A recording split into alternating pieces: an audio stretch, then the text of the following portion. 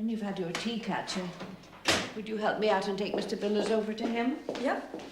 And Will, on your way home, you go and see Alf Tawny for me. If you like. I do like. Tell him I want a nice chicken for Madam's dinner tomorrow. Why is Mr. Villiers not working in his own home? He has a wife, too. I think it's funny. It's quiet there for his work. And I reckon Mr. Nightingale likes the idea of having a writer in the family. Books. He's proud, like. Well, Mrs. Nightingale's not proud. She don't like her brother at all, I think. Don't you go saying things like that, young Catcher. Madam. Good afternoon. Any tea left? I've just add some hot water to it, madam. Oh, Carrier, were you going down to the village tonight? Not the village. I meet a friend in King's Markham. Oh, that's all right. There's a parcel in the hall you could post for me, if you would. Can I lend the car? Of course. Here comes Mr. Pop Music. You sit down and have your tea, Sean. Afternoon, all. Sean, for pity's sake, take those things out of your ears. What? Turn it off. Not if we can't all hear that buzzing noise. Like a bee in a bottle it is. Madam doesn't want to have to listen to that racket. I like pop music. There you are, see. She's not a square. That's no way to talk about Mrs. Nightingale. You're all the same, you wrinklies. Stuck in a groove. Your groove's gardening, Sean Lovell, and don't you forget it. I take Mr. Villiers' tea to him now, I think. He is perfectly capable of getting his own tea. If he wants tea. It's no trouble. Here, Sean. Lost one of your earrings, have you? Leave it out, Will. Now then, Will, you shouldn't tease him.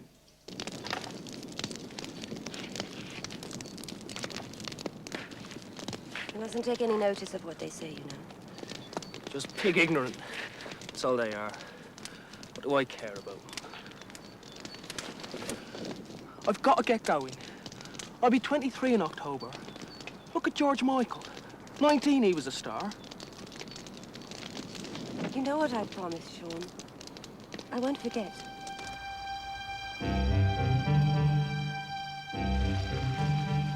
Want to lift home, Mrs. Cantrip?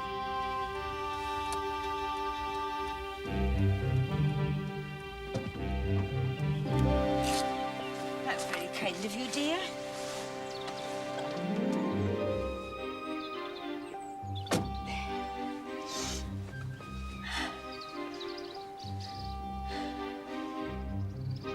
I'm sorry if I was sharp with you earlier, Catcher. Sharp? When you was talking about Mrs. Nightingale and her brother, I didn't want no talk in front of Will Palmer. He's like an old woman the way he gossips. But you wasn't sharp, Mrs. Cantrip. My mother, she will teach you what sharp is. As long as you didn't take it amiss, dear.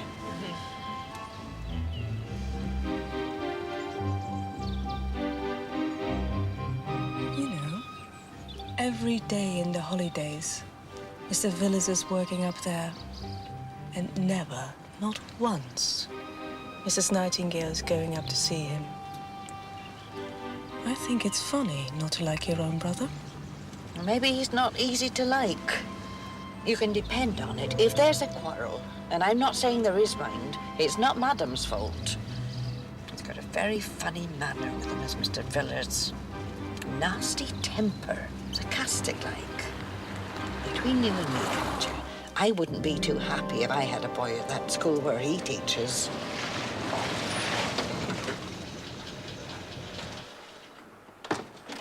Dennis, how nice to see you. Hello, Quentin. Oh, dear. Rather glum. Well, term starts in 2 days' time. Oh, yes, of course. So, no more proper work until Easter. Ah, which reminds me.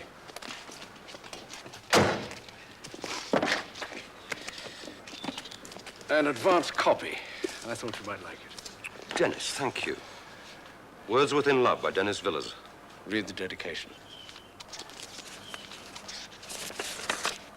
For my brother-in-law, Quentin Nightingale, a true friend and patron. Makes me feel like the Earl of Southampton. The only begetter of these ensuing essays, Mr. Q.N. Well, as long as you like it. Have you seen Elizabeth today? No, should I have? No, I just wondered. No, I haven't seen anybody. Well, I can't wait to get started on the book.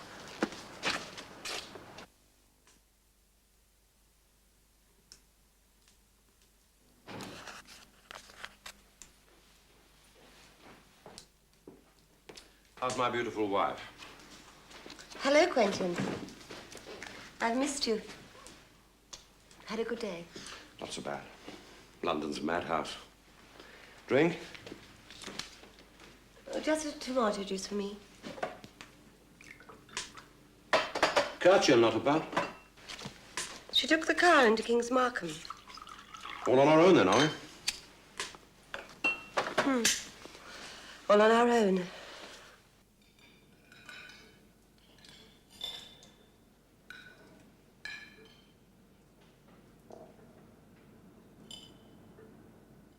It's quite mild here today. It hasn't been a bad winter on the whole. More wine, darling. Not for me, darling.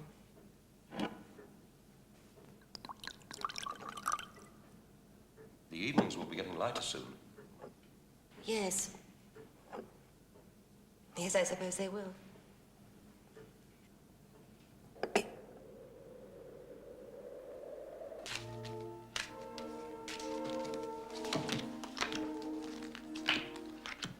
I wonder if Dennis and Georgina will look in. I shouldn't think so. Maybe I'll give them a ring. See if they'll come over for a hand of bridge. What do you think? It's up to you, darling. Would you like to? Well, you decide. I really don't mind one way or the other. I'll just give them a ring then. Of course, they may not want to come. Why in God's name did you double two no trumps? You've given them the game and the rubber. Well, I thought that if I was... Thought? No, that's not possible. One more. No, I've got a couple of hours' work to put in at the school library before I go to bed. What, again? I told you earlier I've got a reference to look up. Dennis is dedicated to his work. What else is there?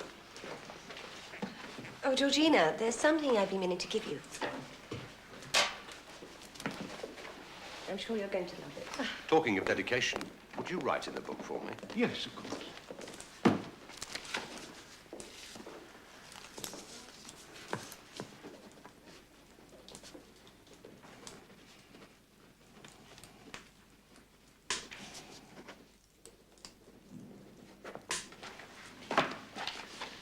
The thought of our past years in me doth breed perpetual benediction. Your brother, Dennis Villas, that's not like you. What is it? To be inaccurate should be brother-in-law. There's no need for too much bloody accuracy. It's really lovely, Elizabeth, thank you. You're more than welcome, my dear. I'll never use it again. When you're finished billing and cooing,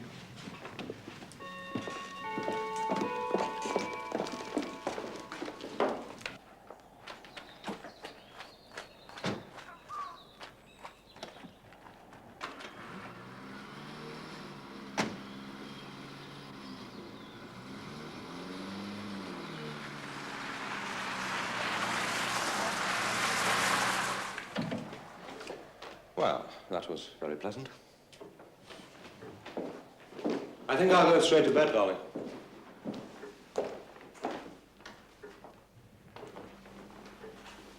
Going to stay up for a bit, are you? I may have a walk in the garden before I go to bed. It's quite chilly out there. I'll put a coat on. Mind you do. Good night, then. Good night, darling. Sleep well.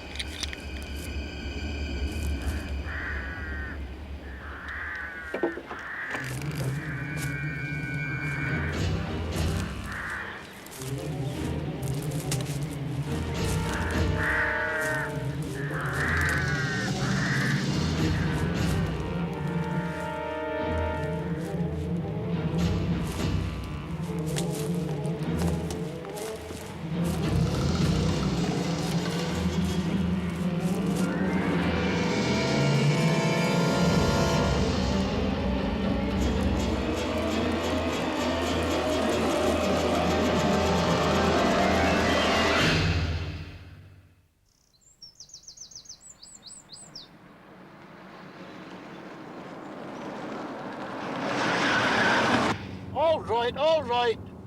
She'll still be dead when we get there.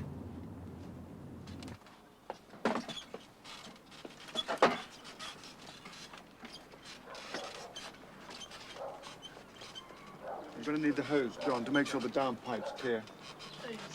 Yeah, all right.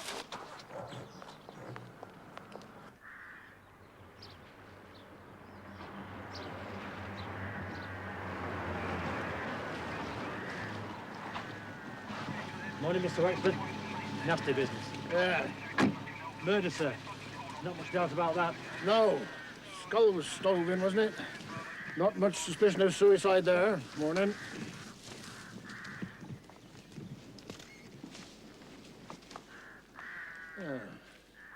Morning, John. Oh, hello, Rich. How long has she been dead? Well, I'll have to check with the Met Office about the temperature last night, but since about midnight, give or take an hour. There was a lot of wind last night. That'd cool a body quicker, wouldn't it? I can let you know more precisely this afternoon. Blunt instrument? It looks like it. Pretty woman. Someone didn't like her. Hang on a minute, Reg. John, tell Dad he's wanted on the phone. Who wants him? Yes.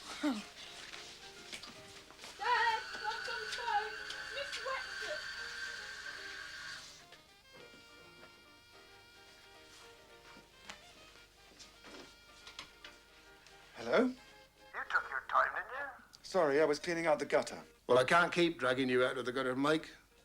Get yourself up here. Why? What's happened? You know Mrs. Elizabeth Nightingale? Yes, by sight. Pots of money. Husband's a Lloyd's underwriter. Why, what's she done? Got herself murdered. That's what she's done. Try and be back for lunch, Mike. Not a hope, I'm afraid. I've made this enormous steak and kidney pie.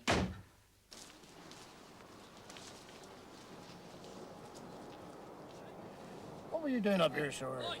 I was worried I'd left the ventilation open in the greenhouse. And that wind. Oh, morning, sir. What's the news? Buggering up my garden, that's the news. Well, they're looking for the weapon that killed Mrs. Nightingale. Don't reckon you'll find it among my hellebores? We'll see. Oh, Mr. Palmer here found the body. Ah.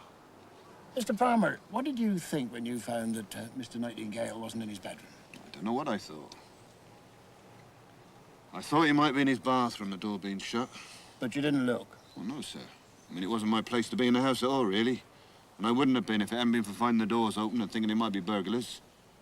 Besides, sir, well, they slept separate, like. They were married and... And you quite reasonably thought that he might be in Mrs. Nightingale's bedroom? Yes, sir, I did at that. Mind you, the gentry have their funny ways. Likes of me and you don't always see things the same way they do. And Mrs. Nightingale wasn't in her bedroom either. And her bed hadn't been slept in, sir. Well, thank you, Mr. Palmer. You've been very helpful. Mr. Nightingale's been real good to me. And Madam, too. There's some I could name. Take advantage. But not me. Don't think I didn't have the opportunity. Oh, I'm quite sure. But Sean, what's his name? Lovell, Governor. Sean Lovell. He took advantage, did he? Common as dirt he is. And his mother's no better than she has to be, neither. What do you mean by taking advantage? Well, sir, fancies himself singing in one of them pop groups he does. Madam was soft, you see. She'd just stand there and listen to him when he started his singing. I'd have kicked him right the arse, I can tell you, if he'd looked at me the way he looked at her. I hope I'm dead and gone, if all this equality gets any worse than what it is already. Speak good English, do you, Miss Doran? Oh, no, very bad. Everybody tells me I'm very bad. How long have you lived here?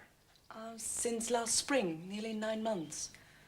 For my English, my father and Mr. Nightingale are business friends. Oh, so you know them well. You live like one of the family. There is no family. It's just him and her. Now she's dead. Yes, but you were great friends with Mrs. Nightingale, like a grown-up daughter. A daughter. Oh, I must not laugh when it is so sad. But it is funny to hear what you say. Daughter. Mrs. Nightingale would not like to hear that, I think. She still thinks she's a young girl, very young and pretty in a little skirt and eyeliner on and so. But she talked to you about her life? No, never. Nothing. At lunch, we sit so. She there, I here. How's your mother, Katja? Will it rain today, I think? And now I lie down and have my little rest. Talk? No, we never talk. You must have been lonely. Oh, no! No, I have my friends in Kings Markham. Many, many friends, boys and girls, too. Why would I want to stay here with old people? She was only 40. Well, this is what I'm saying. Mr. Nightingale is a nice man, and he says things to make me laugh. But he's older than my father. He's not like you. You went to Kings Markham yesterday? I went to post a parcel for Mrs. Nightingale. And then I see a friend. When you came back here last night, did you see anybody? Well, I went to the cinema with my friend, who was very rich and quite boring. And afterwards, he wanted to take me to his house. But I would not go because he always wants me in his bedroom and his mother doesn't like it. So he sulks. And we go to the Olive and Dove and drink vodka. And what time did you come back home? Well, my friend has to get up very early in the morning for the hunting, so he went to his house, and I came home. It's 11 o'clock, I think. And did you see anything when you got here? Yes, I see Mrs. Nightingale. As I drive past, I see her hiding in the doorway in the wall. Very funny, I think. I see her cross the road and go into the wood. And then I know what she's doing. She's looking to see that no one is following, to spy on her. You see, some people would... Yes, we understand all that. Well, you've been very frank, Miss Doran. Yes, I think I've been good. Well, now I'm going to make you a good cup of coffee, tell you all about myself, while this old police chef talks to poor Mr. Nightingale. Oh, well, that's very... I don't drink it, as a matter of fact. I've had some already, anyway. Some other time, perhaps. We'll have to talk to you again, Mr. Byrne. Yes, I think so too. Come along, Inspector.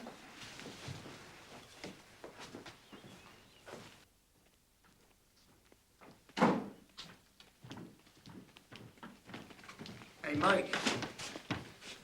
I thought you were going to spontaneously combust in there for a moment.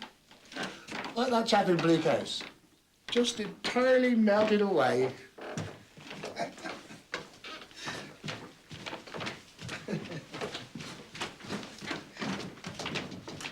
Nightingale.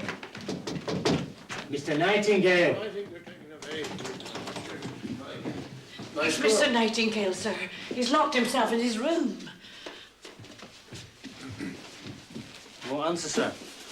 I don't blame him. Mr. Nightingale, Mr. Nightingale. is there any other way into this room? No, just a window. Mr. Nightingale! Mr. Burden.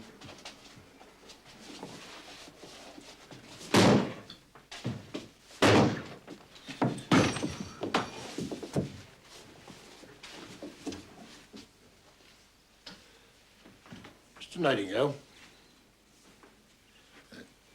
King's Markham CID. We have to question you, Mr. Nightingale. We have to question everybody in a case like this. I realize that. It was childish of me to lock myself in here. What do you want to ask me? First, yesterday evening. Did you spend it alone? No. My brother-in-law and his wife came up to play bridge.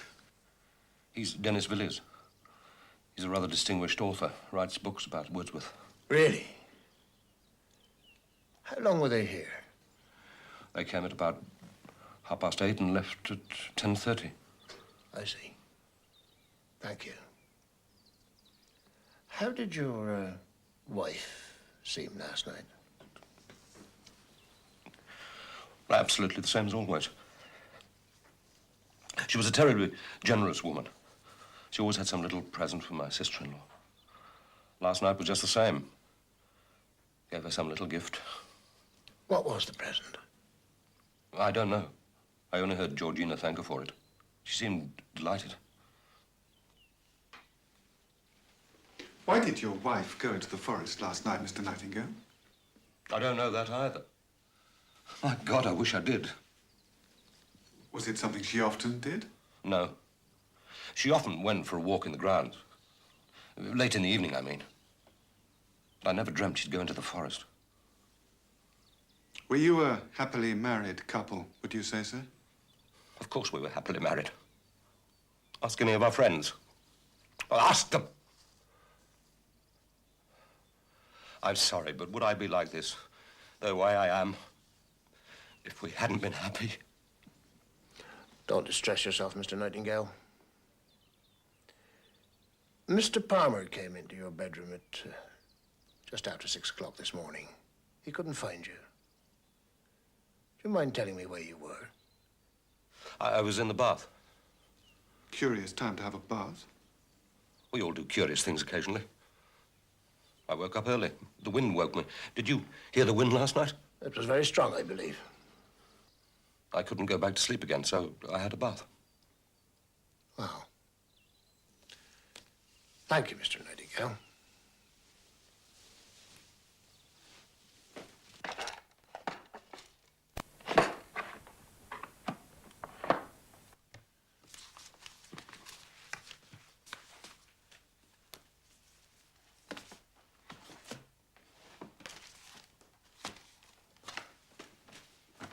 Nothing much here.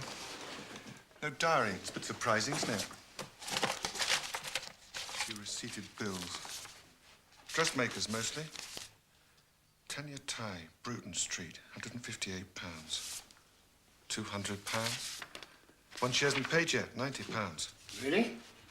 I don't think she was killed by a dressmaker, Mike.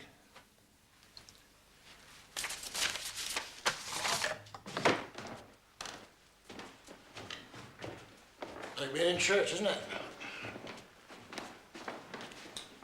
Not exactly a council maisonette, is it? Nothing out of place, everything polished.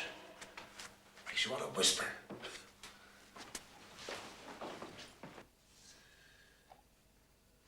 That's odd. What is? Come and have a look.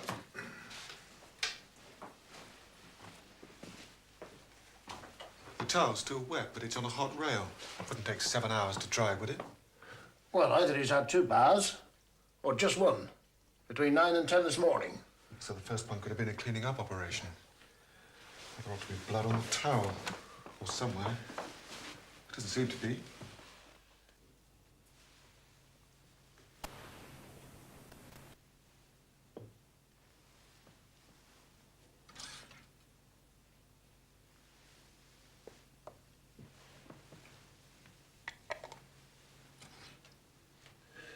Made from the digestive juices of a cow, or so I'm told. Why such high cost, having so short a lease? Dost thou upon thy fading mansion spend? Pardon? Just a line of a sonnet that came into my head. Personally, I was thinking what a waste of money when you've got to get old anyway. I think there was another man, Reg. Can't believe she went to all this trouble just for her husband. Well, some women do, Mike. But yes, I think there was another man. The man she went into the forest to meet, presumably. What's your theory? The Nightingale suspected, followed her into the forest and killed her? I don't have a theory. But there's a candidate for the third side of our triangle. The gardener's boy? Can't be more than 20. I want to know about your movements last night. What time did you knock off here? About 5. Where'd you go? Went home, had my tea, watched telly and went to bed. Do you live on your own? No, with me old lady, my mother. And your mother watch television with you? Of course. Haven't you got a girlfriend? You seen the girls round here? So you and your mother watched television until you went to bed? Sure. What programs did you see? Well, there was Coronation Street.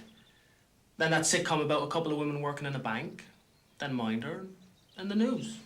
So what time did you get to bed? I don't know. Oh, yeah. After the news, we watched that Australian film about the war. It was good.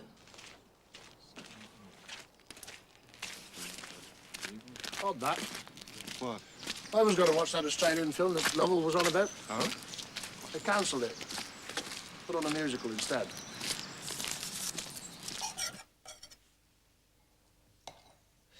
And who were her friends, Mrs. Cantrip? Who called on her? Well, sir, there was the lady she saw on business like, arranging bazaars and gymkhanas, if you know what I mean. And then there was their friends as came here to dine. Sir George and Lady Larkin Smith, Mr. and Mrs. Primero. Oh, all the county folk. What about men friends? Men friends, sir? Well, a lady can have men friends these days without there being anything improper. Oh, no, sir. Her friends was their friends, sir. Fair enough. Just one other thing, Mrs. Cantrip. Did you remove a damp towel from Mr. Nightingale's bathroom this morning? No, sir, definitely not. I wasn't looking for work this morning, I can assure you. Now, I change the sheets Monday mornings and the towels Tuesday and Friday. Supposing somebody else were to have done it? No, they couldn't have, sir. The soiled linen's kept in the bin in the back kitchen. No one's been near it today. I can vouch for that. Well, I don't doubt your word, Mrs. Cantrip, but just to set my mind at rest, Mr. Burton, will you have a look? I got to go and see Mr. Villas. Where will I find him? Round the other side of the stable block. Mr. Villas lives here in this house? No, not lives, sir. He comes up every day to do his writing like. You can't miss it. Take the little path round the side of the stable. The old house, it's called. Thank you.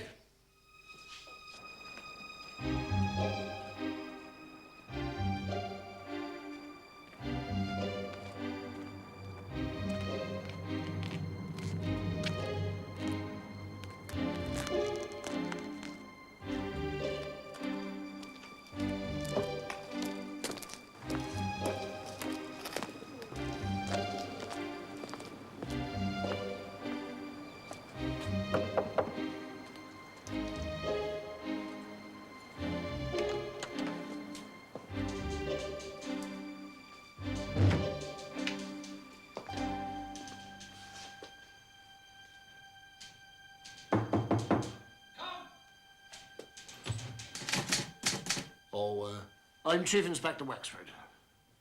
Good morning, Chief Inspector. What can I do for you? Just a few questions, sir. Certainly. Sit down, would you? I realise this must have been a shock for you. Well, to tell you the truth, it makes very little difference. My sister and I weren't particularly attached to each other. Oh? May I know why not? We had nothing in common. She was a empty-headed, frivolous woman, and, well, I'm not a frivolous man. I believe you and your wife spent the evening in the manor. Yes, we played bridge. We left at 10:30. We live near Clusterwell. It takes, well, about 10 minutes to drive there from the manor. My wife and I went straight to bed. And how did your sister seem? Normal? She seemed exactly the same as always. A gracious lady of the manor whom everyone loved. Her bridge was appalling, but then it was neither more nor less appalling than usual. Did you know that she took nocturnal walks in the forest? I knew that she took nocturnal walks in the grounds. Presumably it was because she was foolish enough to venture further that she met the end she did. I wonder, sir, were you surprised by her death? Of course I was surprised. I was shocked. But women alone in lonely places do get murdered, or so I'm told. I mean, I don't read the newspapers. Matters of that sort don't interest me.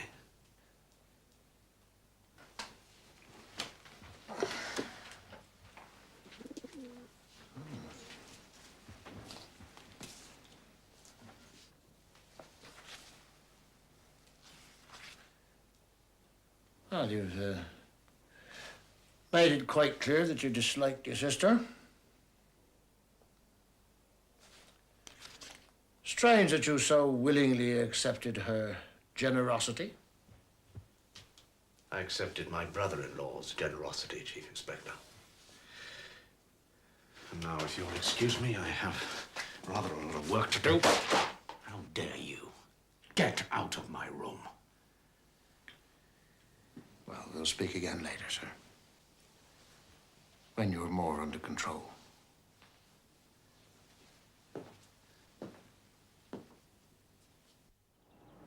A shabby-looking dump. I think a teacher would keep his house in trim. School teacher and successful author. That car's been washed this morning. Funny thing to do the morning you hear that your sister's been murdered. It isn't his car. He drives an Allegro. Must be his wife's. I wouldn't have said it was muddy in the forest last night, would you? Tacky.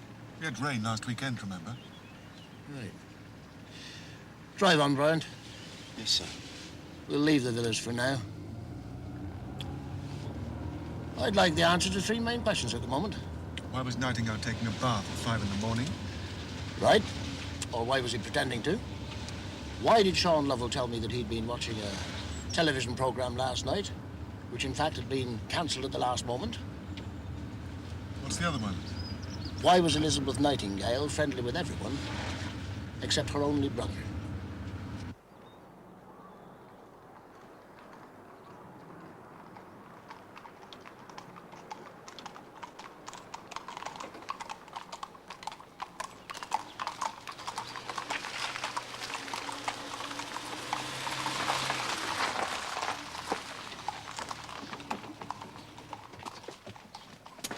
Your admirer.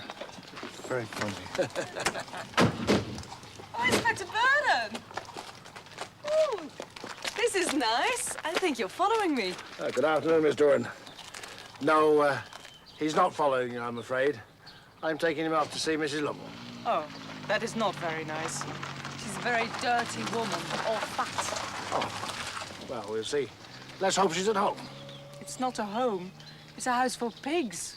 And I don't know what these pig people do. Well, don't catch anything nasty in that dirty place. Odds my little life, I think she means to tangle your eyes, too. Frightful girl. I think she's charming. Good heavens, if I thought my daughter would ever behave in that kind Oh, of good way... God, Mike. I'm a married man and a faithful husband. But I reckon I'd have been in with a chance 30 years ago. Oh, you are a cold fish.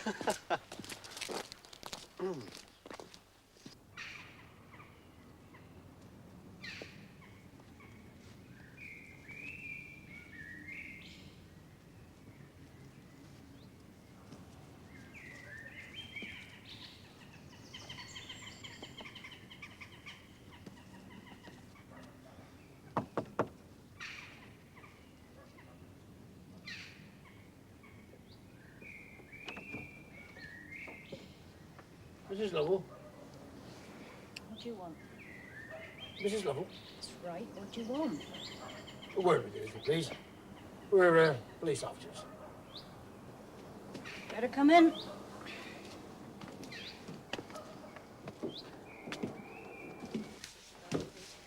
About her over at the house, is it? His lordship said there was police about. His lordship? My boy, Sean. We're just making routine inquiries, Mrs. Lovell. Would you mind telling me how your son spent last evening? You can sit down if you like. This week is juggler Tony Anthony.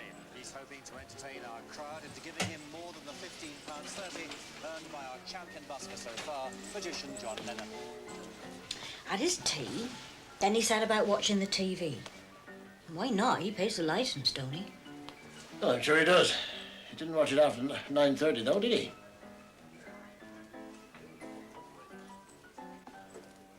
He went out. Where'd he go? I never asked. I don't interfere with his ways, and he don't interfere with mine. Maybe he went down the shed. Spends a lot of time down the shed, he does. Got his records down there. Can't he play his records in the house? Can if he wants. Don't matter to me one way or the other. I don't interfere with him, and he don't with me. What time did he get back in? I never heard him. My gentleman friend came round about 7. Sean and him don't hit it off all that grand. Reckon that's why his lordship took himself off. He hadn't come in when my friend went, 10:30 that'd be. But there, like I say, I don't interfere with him and he don't with me. Yes. Sean was very fond of Mrs. Nightingale, I believe. You can believe what you like. Live and let live. That's my motto. Her, up at the house. She believed in interfering with folks, making them better themselves. Gave his lordship some funny ideas. What sort of ideas? Getting into show business, singing, all that. I never took that much notice. Maybe she fancied him. I never asked. Well, thank you very much, Mrs. Lovell. You'd have no objection to searching the house? Search all you like. Rather you than me.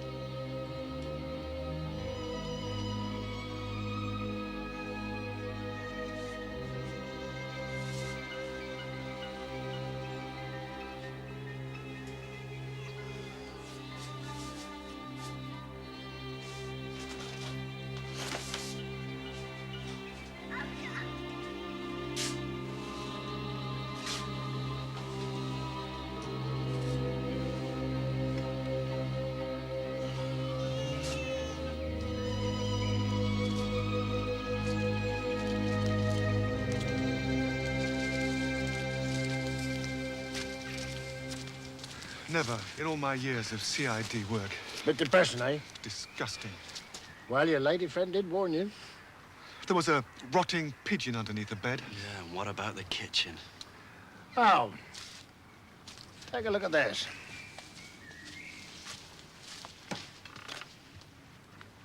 Quite a contrast, eh? Could almost be a love nest. I'm sorry, no one's ever going to persuade me that a lady like Mrs. Nightingale would have assignations with Sean Lovell in a place like this. No, you're probably right. Easy access to the forest, though. So what was he doing last night? Well, he wasn't in the pub, sir. I checked there. The last bus from my fleet leaves at 9:30. He wasn't on that. No, sir. Maybe he was playing his records in the shed.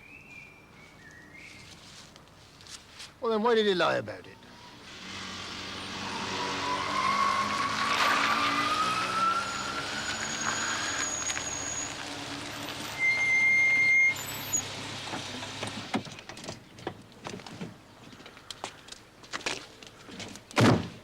not too far away, Brian. We shan't be too long. Right, sir.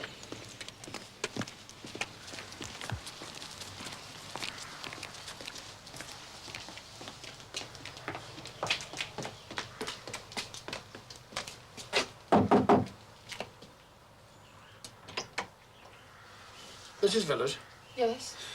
we're police officers. Oh, morning. Afternoon. Afternoon, rather. My husband's not here. He won't be long. He's gone back to the manor. It's you we'd like to talk to, Mrs. Villas. Oh, would you? Oh, right. You better come in.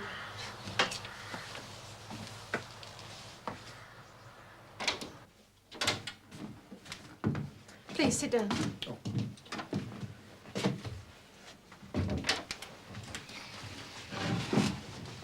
Right.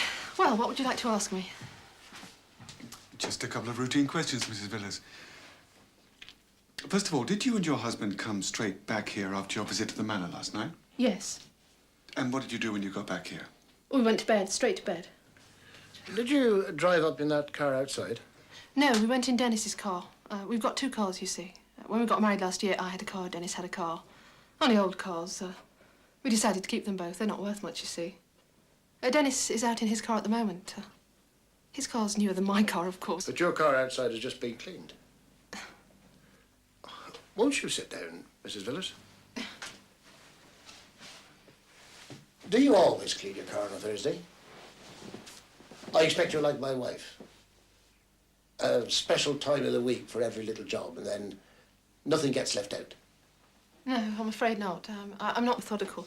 I know I ought to be. I know Dennis would like it if I was, but why do you ask? Well, I'll tell you. If you were methodical, you'd work to a routine and be conditioned by it. But as you're not, and you only clean your car when you feel like it or when it's dirty, why did you choose today of all days? Oh, I'm sorry, I don't understand. I suppose you took the very sensible attitude that if you're unhappy or worried, one works to take one's mind off one's troubles. Yes.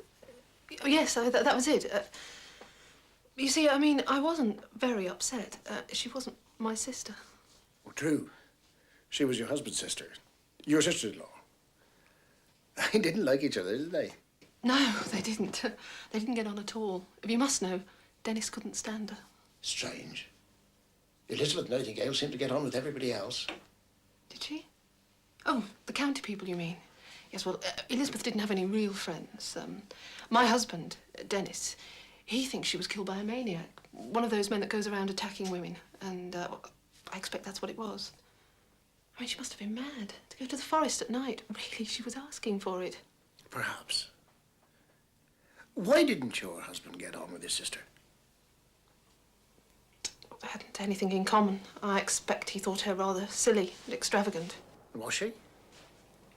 Well, she and Quen, they weren't the sort of people I'd been used to. I'd never associated with people like that before I was married.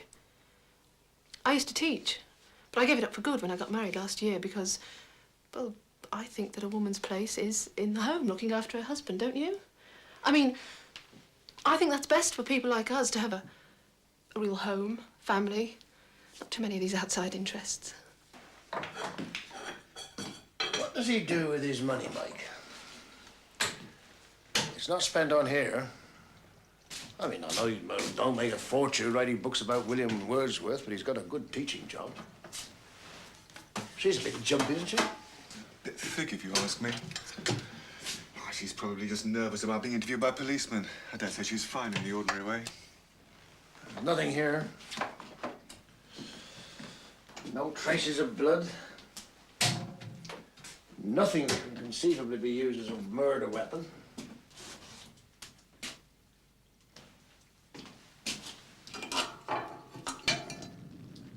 This is blazing away merrily. They could have burned anything in here. And she's had hours to do it. Well, Mrs. Villers. I can't think why my husband's so long. I mean, you think that today he'd want to be here with me. Oh, it's him now. Excuse me. She is jumpy, isn't she? Shh. Mr. Villers? Get the ambulance, Mike, quick.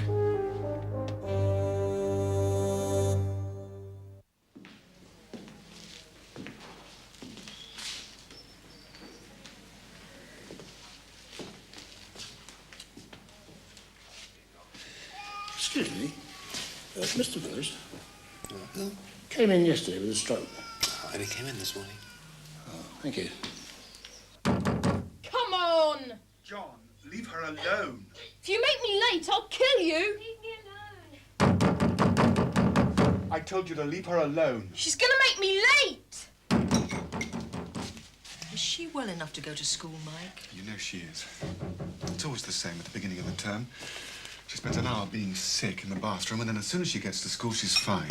She's too sensitive, that's the trouble. I'm not sensitive. If I ever have kids and they go on like her, I'll give them a right walloping. I couldn't believe it. What happened to Mr. Willis? He was admitted yesterday afternoon, suspected stroke. Oh. Well, no, he went home last night. Oh. Yes. Thank you. Okay. Anyway.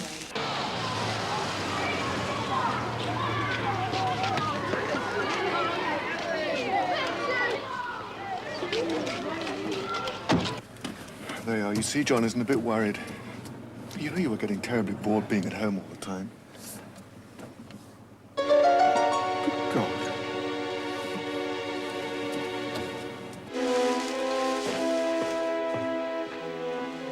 You know that Village has discharged himself from hospital?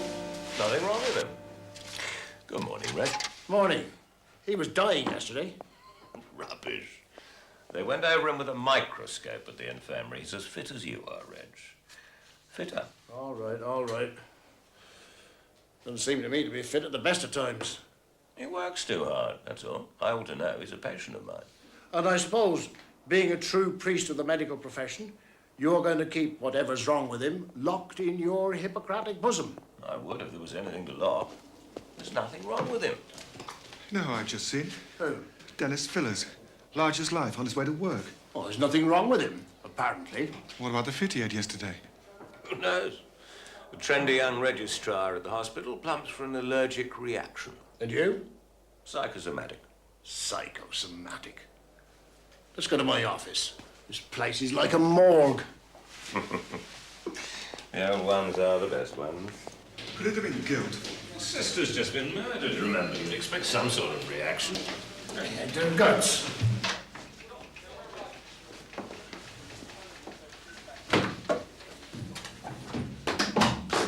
What are you going to tell us about Elizabeth Nightingale? Ah, Elizabeth Nightingale. Let me take your coat. Oh, thanks, Rich. Yes, Elizabeth Frances Nightingale was a well-nourished and well-preserved woman of about 40. 41. Blah, blah, blah, blah, blah. Ah, yes. Death resulted from a fractured skull and multiple injuries to the brain. At least a dozen blows were struck with a not very blunt metal instrument. I don't mean a knife or an axe. I mean something with sharper edges to it than, say, a piece of lead pipe or a poker. What do you think it might have been? Oh, that's a tricky one, isn't it? Don't think I'd care to hazard a guess. Anyway, it's all in there. Come in. Just to give us an idea of what we're looking for. Well, Put it down here, Polly. could be, oh, a metal vase. Or even a cooking utensil. Oh, I see. Coffee? Oh, yes. One sugar, please. So some bloke goes into the woods and sees his wife carrying on with another man, so he whips out an egg whisk and lies about him. You don't mean to say you've got Quentin Nightingale lined up for this job, have you? Well, he's human, isn't he? He's got passions. The weapon we're looking for depends to some extent on whether the murder was premeditated or not. Go on. Well, did our man go into the woods knowing he was going to commit a murder and take a weapon with him? Or was he just out for a walk? In which case, the murder would have had to be committed by whatever came to hand. All right, well, let's suppose for a moment that it was unpremeditated. What would he be carrying? I mean, what do people take out into the woods at night? A walking stick? Too thin. Shooting stick, possibly. Might seem a bit far-fetched, but golf club? For a few practice drives through the trees? How about the metal heel of a shoe? Any dirt in the wound? Oh, good God, we're missing the obvious. You asked the question yourself, Reg. What do people carry when they're going out into a wood at night? A torch? We've got a couple. We keep them in the garden room. I will show you.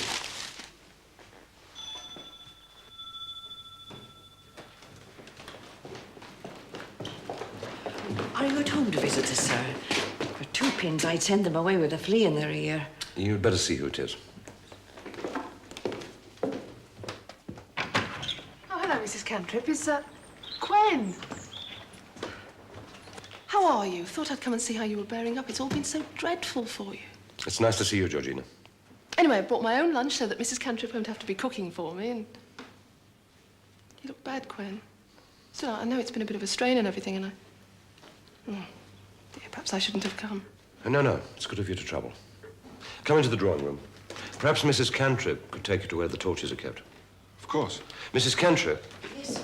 Could you take Inspector Burton to the garden room? As if I wouldn't have given her a nice lunch. She only had to ask like a lady. If you don't mind me saying so, sir. Mind the steps, sir. There was quite a nasty accident here 5 or 6 years back. And that Mr. Toohey fell down the stairs. Thought he'd broken his leg. Been a bit too free with Mr. Nightingale's whiskey bottle, if you ask me. Who was Mr. Toohey? Friend of the family? Oh, no, sir. Just a servant. Him and his wife used to work here, if you can call it work. They didn't lighten my load much, I can tell you. I was never so relieved in all my life as when Mr. Nightingale sacked them.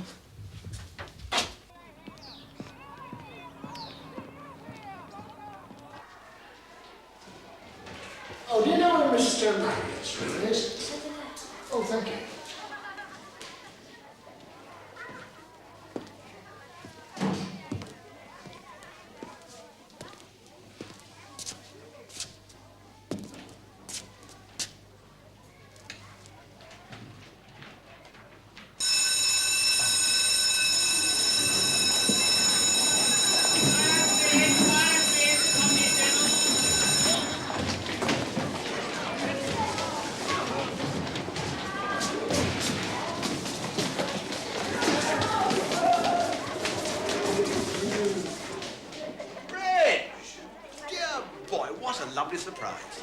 How are you, Lionel? Very much better indeed for seeing you, Reg.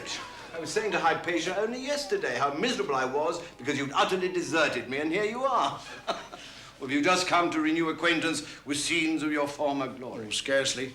You got a couple of seconds. I've got a whole free period. You've, heard about Elizabeth Nightingale? What a ghastly thing. You were very thick with them. I want to know about the Nightingales, Lionel. I want to know anything you can tell me. I know you won't let yourself be inhibited by any foolish scruples like good taste or speaking ill of the dead. I don't know what you mean. I was very fond of Elizabeth. We'd known each other all our lives. Infants together, in a manner of speaking. In a manner of speaking? She could give you 15 years. Don't you kid yourself. It's easy to see someone's got out of bed the wrong side this morning. Oh, I don't know about the wrong side. I got out of bed too early. Where was she born? Here, of course. Didn't you know? She and Dennis were born here. I know hardly anything about them. That's what I liked, total ignorance. As I say to the spotted devils here, blessed are they who hunger and thirst for enlightenment, for they shall be filled, even if I have to knock it into them with a slipper. Can we get on? Can we get on? Oh, very well. Well, they were born here, all right. In a nasty little damp house down by Kingsbrook Lock. Their mother came from London. Quite a good family. But their father was Kings Markham born and bred. He was a clerk in the council offices. Not well off, then. Poor as church mice, my dear. Both Elizabeth and Dennis went to the council school, as it then was, and no doubt he would have gone on wasting his sweetness on the desert air, but for the crash. Crash? What crash? You remember, the train crash at Cheriton Halt. Oh, yes, in the 50s. London train went into the back of a goods train. That's right. 1956, 5 people killed. 2 of them were villas père and mère on their way back from their Christmas shopping spree at Gamage's. Good God. What happened to the children? Well, a rather peculiar and most unfair arrangement was made for them. Dennis, he was about 5 then, was sent to his mother's brother and did very well for himself. This uncle was a barrister in a good way of doing, and he sent Dennis to some public school and then to Oxford. And Elizabeth?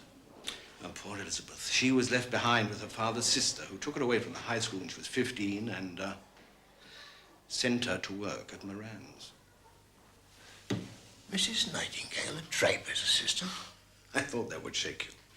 Yes, that old bitch, Priscilla Larkin Smith, still goes around telling her mates about the time she was fitted for corsets by Elizabeth Nightingale. How did she come to meet Nightingale? She wasn't at Moran's for long. She ran away to London, got a job, clever little thing, and... Out, spotty devil! Oh, go on! Where was I? Elizabeth Nightingale was in London. Oh, yeah. Did she and her brother meet there again? That I wouldn't know. I didn't see either of them again until I heard that Quentin had bought the manor. You can imagine my joy when I heard who this Mrs. Nightingale was. Not really. Since she was a kid of 15, and you were nearly 30 when you last met. Oh, Reg, you do pour cold water on one's impulsive little expressions. No, I mean, it was lovely to see someone I used to know. It was always a joy to be with Elizabeth. I adore those classic English blondes. Lionel, it's time you got married again. Oh, no, Reg. A man who marries again doesn't deserve to lose his first wife. Just one last question. Were they a happy couple? They were the perfect happy couple.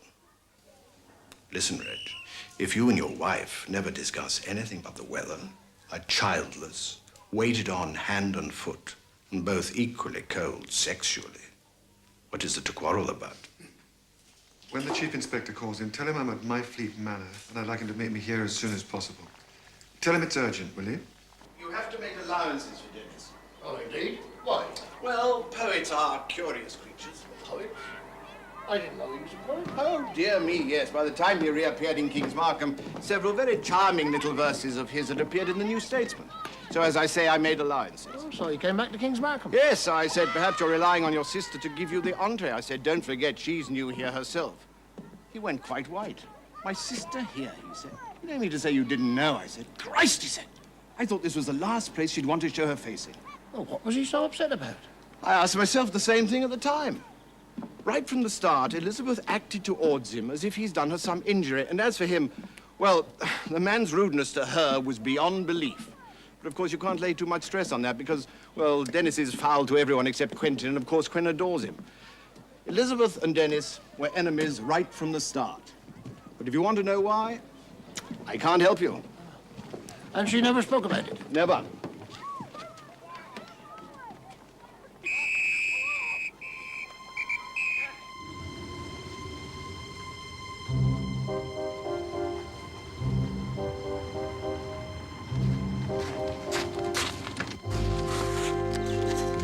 What is it, Mike?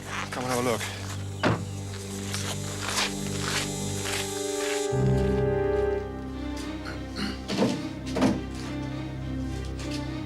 A torch with a big head. A big head and a long, thick metal tube thing to hold it with. About 9 or 10 inches long. And when did you last see it done here? 2 or 3 weeks back. You don't really clean a room like this, sir, if you take my meaning. Young Sean gives it a sweep out every so often. Does he? Well, now we know the weapon we're looking for. The same number of men as we had yesterday. Yeah.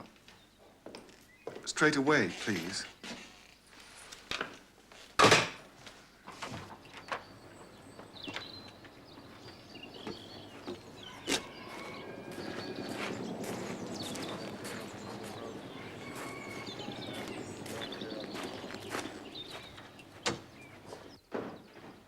Oh, Mrs. Cantrip, do you know where Mr. Nightingale is? He's just gone to his study, sir. Oh, thank you.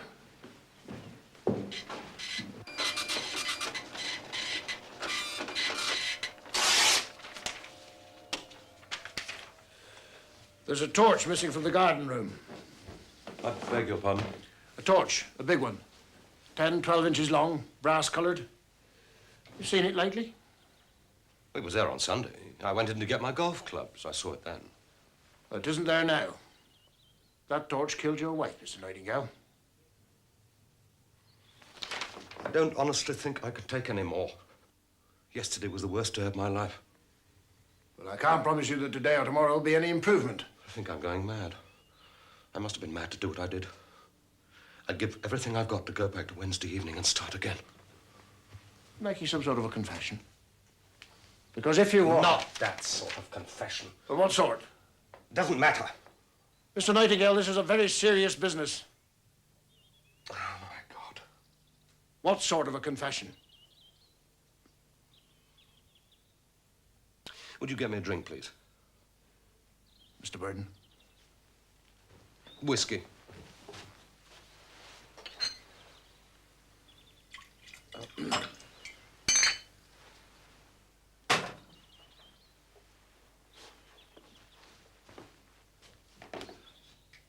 Could the inspector believe us? I'm sorry. Do you mind waiting outside, Inspector Burden?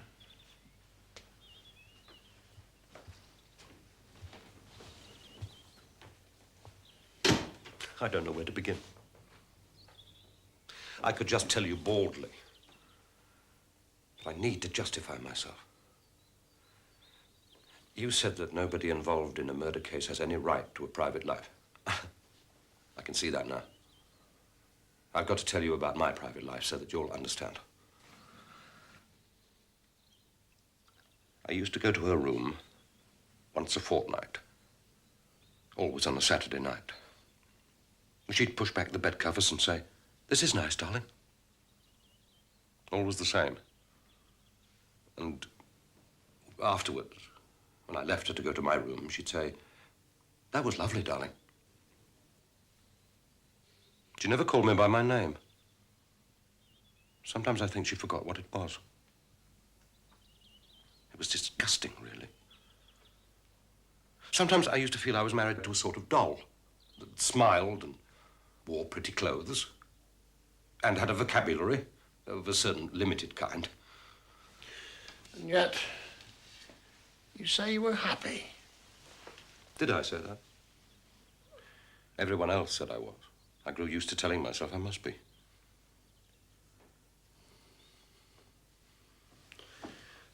Katya's a really nice person. Yes. Her father's an old business associate of mine who runs a small shipping line in Holland. Pretty girl. My wife thought she was ugly. Fat and coarse was the way she once described her. I suppose I was attracted to Katya from the start, but I didn't do anything about it then. She was a young girl, and I was, well, in loco parentis. I told myself I thought of her as a daughter. We do manage to delude ourselves, don't we? You slept with her? Night before last? Yes. Wasn't the first time. That was 5 weeks ago. But it really started 8 months ago when Katya first came. For the first time, I saw a woman who was close to me, a woman living under my roof, behaving like a woman. Well, perhaps not as a woman should behave. I don't know. She had boyfriends all over the place. She used to tell me about them. Sometimes in the evening, Elizabeth would be out, and Katya would come in from some date and tell me about it, giggling and laughing. One night, after one of these talks with Katya, I was lying in bed. Elizabeth was walking in the garden. I lay there, listening to Katya moving about upstairs. I thought I'd give everything I possessed. I mean, literally everything. If she'd come into my room and sit on the bed and talk to me. I put on my dressing gown and went upstairs. I knocked on her door. She was sitting up in bed reading a magazine. I didn't have to say anything. I don't know what I'd have said anyway. She smiled at me and put out her arms. Oh, God, this is... There were other times, not many. There was the night before last. I went up to Katya about 11:15. I didn't know whether Elizabeth had come in. I wasn't thinking about Elizabeth. Katya and I stayed with her all night. It was only Palmer walking on the floor below that woke me. I sensed something was wrong. I got up and dressed. Pity you didn't tell us all this before, sir. Put yourself in my place. Would you have? Well, that's beside the point. All this will have to be corroborated, Mr. Nightingale. Yes.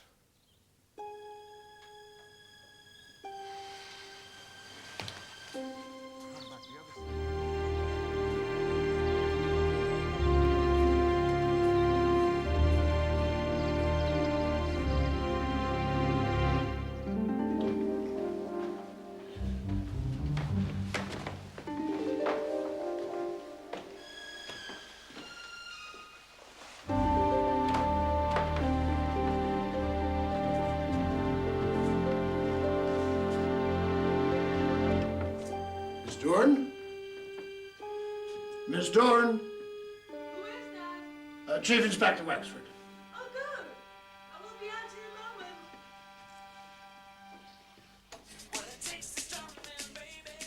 Yes. May I talk to you for a moment? I won't keep you long, Miss Dorn. Will you sit down?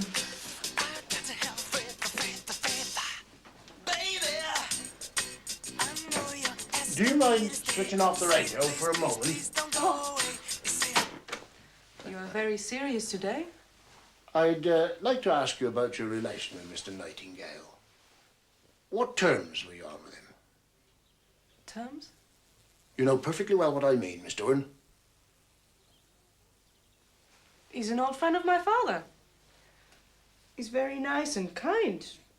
I like him very much.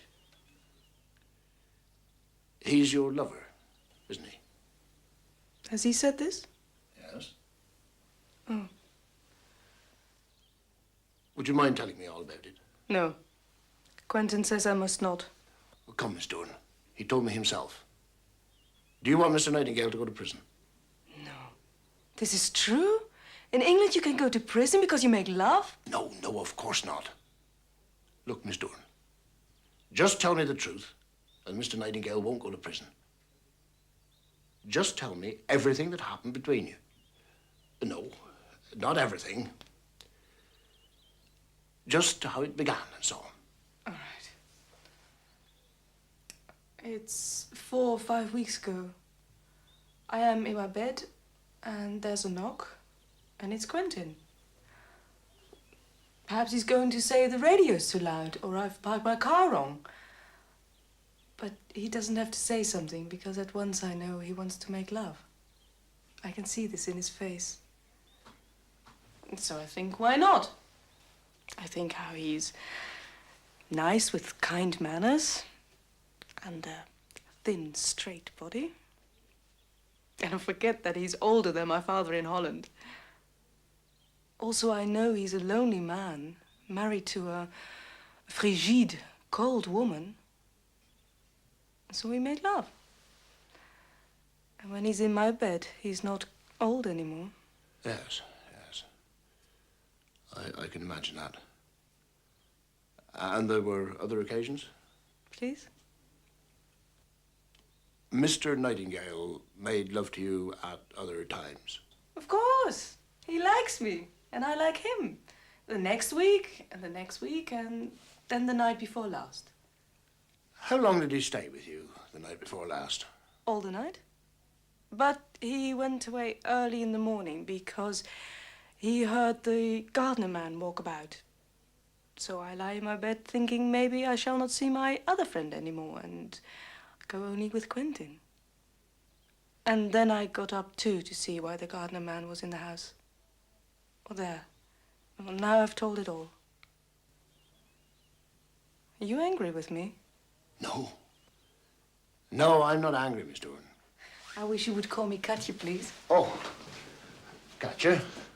Because you're like my old uncle, who's sometimes kind and sometimes cross like you. Yes.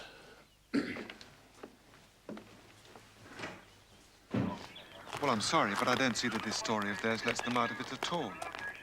On the contrary, they could have been in it together.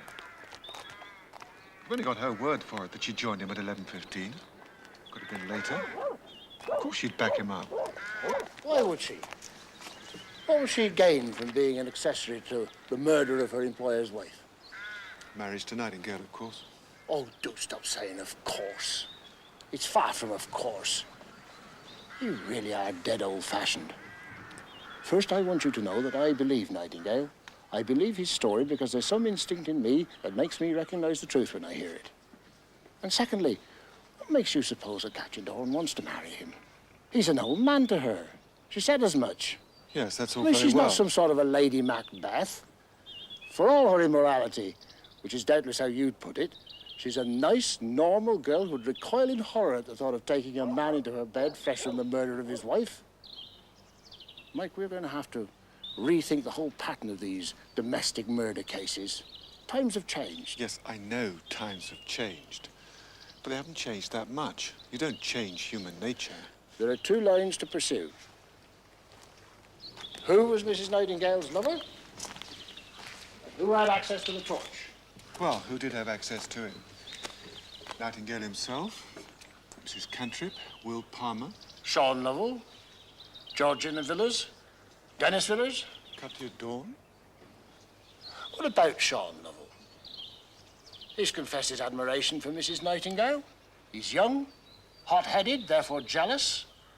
It might not have been him that she went out to meet, but he might have seen her with another person. He had access to the torch. His alibi is hopeless, and his garden gives out under the forest. She was old enough to be his mother. Oh, my God, Mike. You don't know anything about life, do you? Didn't you ever fancy any of your mother's friends? Certainly not. My mother's friends were like aunts to me. I called them Auntie. I still do come to that. What's so funny? You are. If I didn't laugh, I'd go round the twist. It's Wexford, sir. I couldn't understand it, sir. I just came in and there it was. Someone's put it back. Whilst we were here, someone's put it back. It was washed, but traces of blood were found under the base screw, the lamp screw, and under the switch. Same group as Mrs. Nightingale's. There's not much doubt that it was the weapon. What about Villas? What about him? Could he have done it? Well, why would he want to kill his sister? He hated her enough, it seems. You still having trouble at home with Pat and John? No, it isn't that. Well, a brother can dislike his sister and not enough to indulge in murder, surely. Sometimes wonder. Unless, of course, there's another reason. Nothing that I can think of. Leçon 2. Qui suis-je? Qui suis-je? Vous êtes Monsieur Legrand. Monsieur Legrand. Comment s'appelle mon fils? Votre fils s'appelle Pierre. Mon fils s'appelle Comment Pierre. s'appelle ma fille? Votre fille s'appelle Marie. Ma fille s'appelle Marie. Comment vous appelez-vous? Je m'appelle Roger Maréchal. Je m'appelle Roger Combien Maréchal.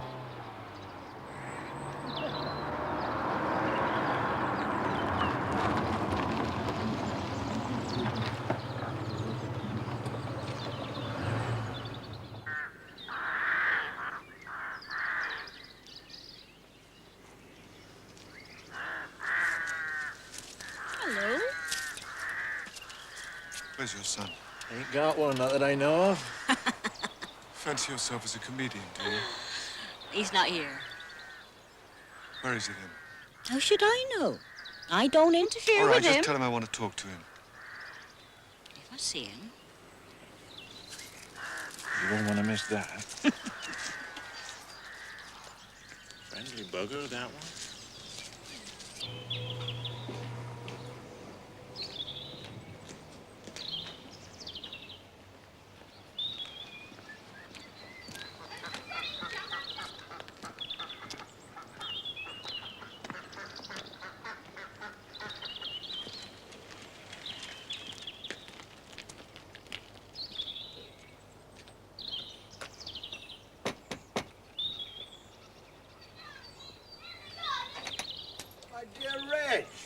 too early for you? How could it be too early? I was only saying a moment ago how wonderful it would be if dear old Reg Wexford dropped in.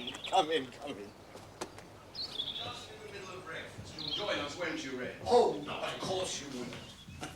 Reg, this is Hypatia, my amanuensis. Oh. You've no idea the funny looks I get when I introduce her like that, but then people are so illiterate, aren't they? Hypatia, my love, this is Chief Inspector Wexford, the guardian of our peace. Hypatia Hankel. How do you do? How do you do? Hypatia made an ill-judged marriage when she was even younger and more hot-headed. I'll get you a glass, Chief Inspector. Oh, no, it's too early. Nonsense, dear boy. Do sit down. It's Saturday. I'm free of the spotty devils until Monday. Bully for you, I'm still on duty. Oh, but this isn't a social call. I'm desolate. I couldn't understand some of the things you told me at the school yesterday. The spotty devils say the same to me every day. I couldn't understand this. You said that Villiers and his sister couldn't stand each other, yet he seemed to spend every waking moment up at Mayfleet Manor. Well, you see, he and Quen got on like a house on fire. Thank you, darling. Quen was thrilled to bits to find he had an up-and-coming writer as a brother-in-law. I suppose he saw himself in the light of Dennis's patron. Oh, look. Yeah, no. Don't be a baby, Reg. Orange juice won't hurt you, and this stuff, well, it's just to kill off all that nasty vitamin C. Of course, the worst thing was, a couple of years ago, Quen and Elizabeth had arranged to go to Yugoslavia on holiday, and at the last moment, Quen got measles. Oh? And then Quentin came up with the bright idea that Dennis go instead of him. Cheers. Cheers. What happened? Well, Elizabeth told me she absolutely dreaded being stuck with Dennis in Dubrovnik.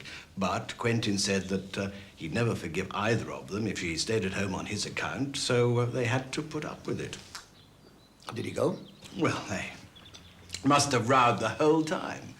They looked absolutely rotten when they got back. And there was a distinct coolness between Dennis and Quen all the following winter. Dennis even stopped going up to the manor. And then one day in June, the summer before last, I was up there, and in walks Dennis. You're a stranger, Quen says, but I could tell he was overjoyed. Why did he suddenly appear again? Well, all he said was, I only came to tell you I can't go to Rome with you next month. So they made some arrangements? Apparently. Oh, so they weren't on non-speaking terms, then? Oh, no. It was just that he didn't spend all his evenings and weekends up there anymore. Why do you think he didn't go to Rome?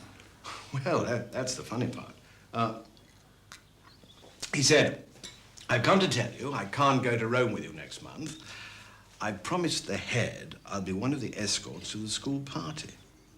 I almost fainted dead away. You must be out of your mind, I said. I can't tell you the lengths Lionel will go to get out of it. And always successfully, darling. So I said, what, you'll pass up Rome with the lousy Costa Brava? He said, I'm going, it's all fixed. He was adamant. I think Elizabeth was absolutely delighted not to be stuck with old Misery Face. In fact, she told me as much when I went up there to witness her will. And her will?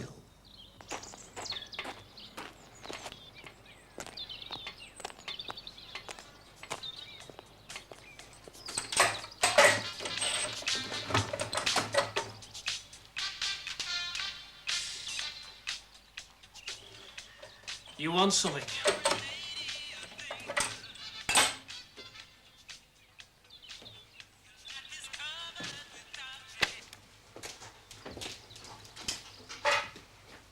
Is this where you used to meet Mrs. Nightingale? Don't make me laugh. I haven't set foot in there since December on account of him being in there. Me and old Palmer got strict orders not to come in here in case we disturb him, see? You go into the garden room there, don't you? Go in to sweep it out. Ever borrow a torch, Lovell, to light your way when you went to meet Mrs. Nightingale in the forest? You off your knob? You trying to make out I was carrying on with Mrs. Nightingale? You're just a dirty-minded old prat, you All right, are, like that'll the do. rest.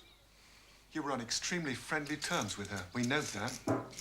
So, she was helping me, that's all. Helping you do what? What, my career? Oh, I see. Helping you do the gardening. Gardening. That's not my career. Oh, what is then? Doesn't matter.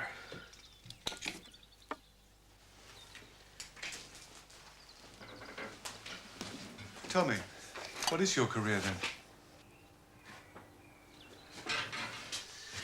You're like the rest of them. No, seriously, come on, tell me.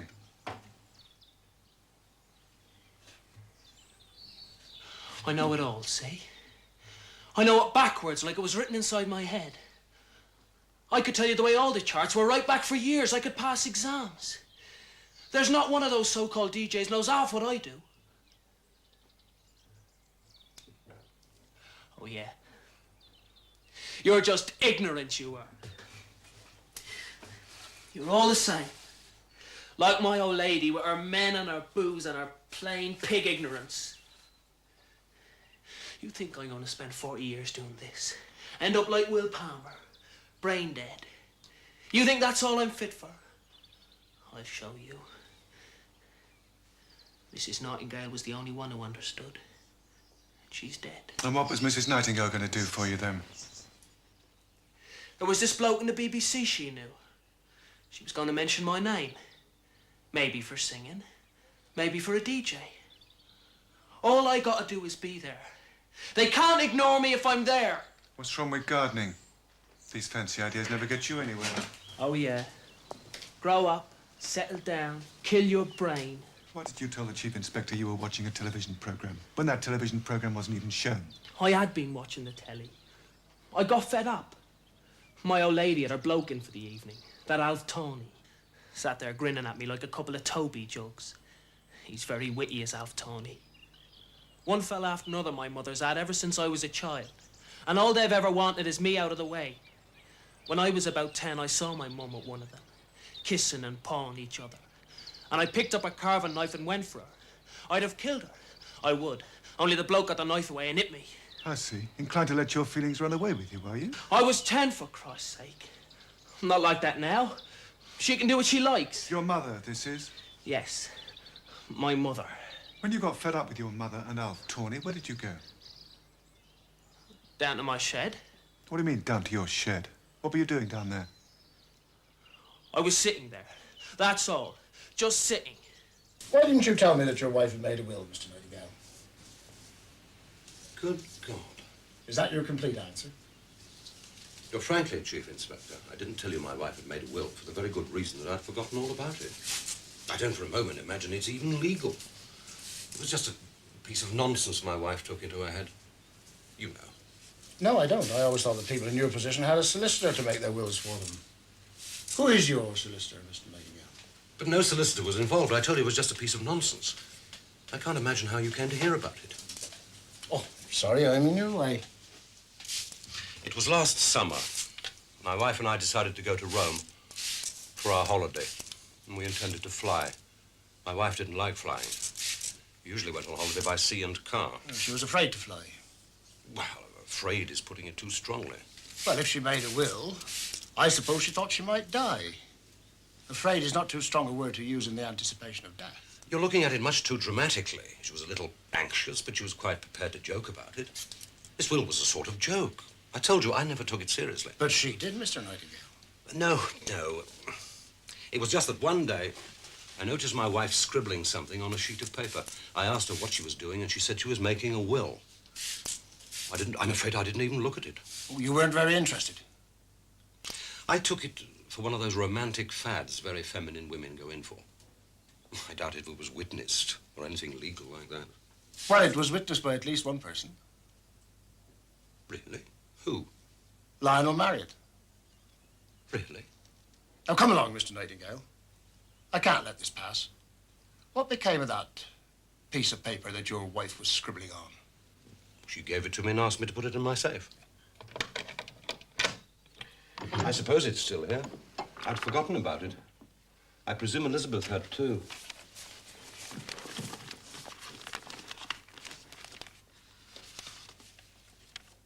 There it is. There, sir.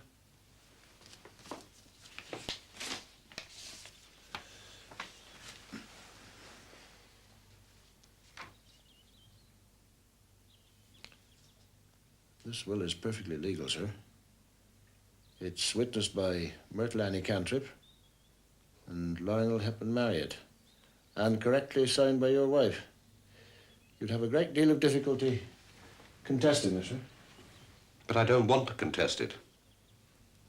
Don't you want to know what it contains before you commit yourself? Well, what does it say? This is the last will and testament of me, Elizabeth Frances Nightingale, born Villas, being of sound mind. I leave all my money, including the money my husband invested for me, to Sean Lovell of 2 Church Cottages, Myfleet, in the hope that he will use it in the furtherance of his ambition. Good heavens. And all personal jewelry I possess to my sister-in-law, Georgina Villas, of 55 Kings Markham Road, Clusterwell, so that she may indulge her love of adornment, although, as a virtuous woman, her price is above rubies. Elizabeth wrote that? Yes. Is that all? That's all. How much money did your wife leave, sir? Oh, nothing to speak of. She was overdrawn, as a matter of fact, on her private account. There's about £800 or £900 I invested for her years ago. Something troubling you, sir? No, no. Oh, Mrs. Villas seems to be a lady who's fond of jewelry. Let's hope there are a few nice pieces for her. A few nice pieces.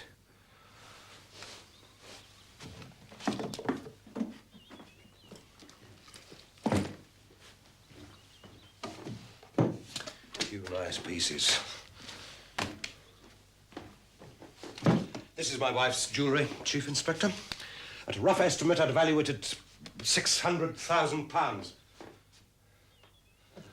I don't understand any of this. Nor do I, sir. Nor do I. Not yet, I don't.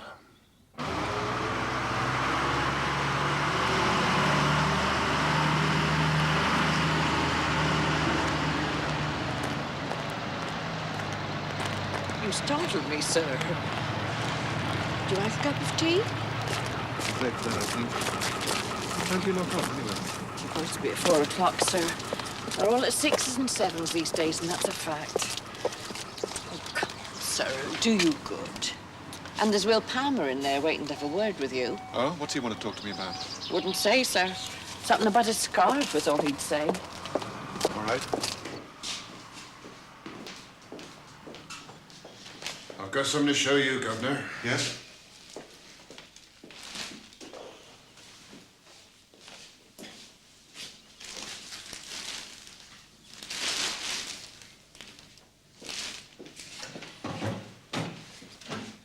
Where did you find this? In a hole in the oak, way down Cleaver's Vale. And where might Cleaver's Vale be? Cleaver's Vale? You don't know where Cleaver's Vale is? Why should he know? It's part of the estate, sir. It's the bit you come to first when you're coming from Kings Markham. I was by way of clearing that old fungus from the oak. And I come on this hole, see? Likely an owl made it. Squirrel. Or squirrel, as I was going to say, Alf. Spare me the natural history. The hole would be about 6 foot up, I reckon. Level with the top of my head it was. This old fungus wore round the hole, see? What we call a poor man's oyster, sir. On account of his cap looks like an oyster, see? A mighty good fried he is, I can tell you. Stewed. Or stewed. Can we get on with it? I was just about to, sir. To cut a long story short, sir, I sticks my hand down the hole, and that's what I found. Was it in the bag, or did you put it in? It weren't in no bag, Governor. Just rolled up and stuffed down the hole. You ever seen it before? I have, sir. It belonged to poor Mrs. Nightingale. Would that be her blood, sir? I'm afraid so. You're gonna be sick. Not in my kitchen, you're not. Old stomach complaint. No guts. Wants to be a bleeding pop singer. Mantle, I reckon.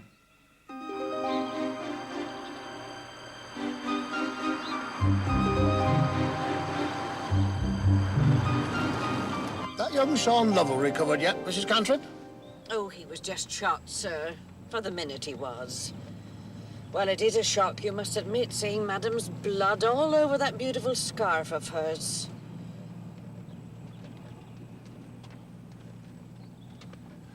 What do you know about Alf Tawney? Oh, he's nobody, sir. 'Tis the fellow we get our veg and chicken and such from. Lives in a caravan on his ground at Clusterwell. You wouldn't be interested in Alf. Oh, I don't know.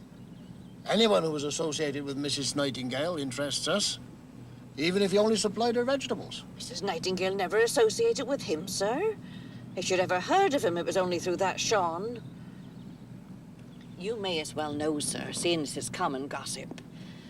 Alf's carrying on with Sean's mother. Oh, dear me. That is bad. Well, the Summers don't blame Alf. Him being a widow man, no one to cook his meals or see to his things for him. It's her I blame.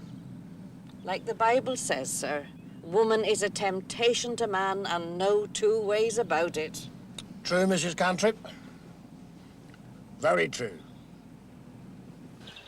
I can't say as I cared for that Sean myself, sir. But no one can deny Mrs. Lovell's neglected him shameful. You might say he never had no proper mother. And Mrs. Nightingale never had a son. Oh, Sean wouldn't have dared think of Madam in that way. There are limits. Well, he's a very handsome young man. I can't see it myself, sir, but tastes differ. Well, thank you very much for the ride, sir. You and the young gentleman. Thank you, Mrs. Cantrip. Young gentleman. Pardon? Nothing. The poor, neglected Sean Lovell inherits under Mrs. Nightingale's will. Do you think he knew? And killed her for it? You inherit a great deal in Mrs. Nightingale's will. Really? It's a surprise. I had no idea. Well, you didn't know that she'd made a will, or you didn't know what she'd left you? No. You inherit all of Mrs. Nightingale's jewellery. Really? Well, when you said the will was in my favour, I thought it might be something like that. Elizabeth didn't have any money of her own. She always got through her allowance long before the next was due. She was awfully extravagant. Mrs. Villers, you must see that this puts a very different complexion on the circumstance of your sister-in-law's death.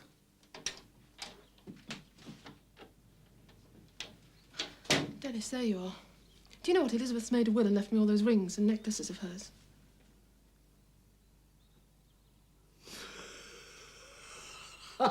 Dennis, don't. Dennis, stop it. Maybe share the joke, sir. Just a little irony. I'll have to speak to you again, Mrs. Villers, about the events of last Wednesday night.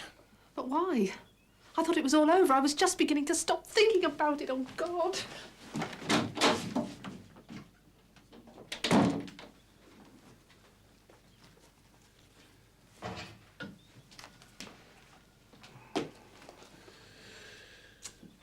I can see that I'm going to have to read that book of yours, sir. You can have this if it interests you. Well, thank you. It will interest me. I'm always willing to be enlightened. For one thing, I'm curious to know why you've made yourself an authority on Wordsworth. Matter of taste, Mr. Wexford. There's always something to account for taste, sir. Well, you've brought us the news and you've had your little bit of literary chit-chat. Is there anything else? Yes, Mr. Villers. I'm investigating a murder. But not very fruitfully, if I may say so. What's the point, anyway? Elizabeth's dead. She can't be resurrected. You find who killed her, put him in prison for 20 or 30 years, who benefits? Who's the happier for it? Perhaps you approve of capital punishment, sir? Capital punishment? No, I'm not in favor of it. I don't care much. I don't care about people being kept in prison either, so that my taxes pay for their board. It seems to me, sir, you don't care for anything very much. That's right. I don't like people. People don't like me. They're mostly fools, and I don't suffer fools gladly. Progress bores me, and so does noise. I want to be left in peace, to live in the past. Ah. Let's talk about the past, sir. The recent past.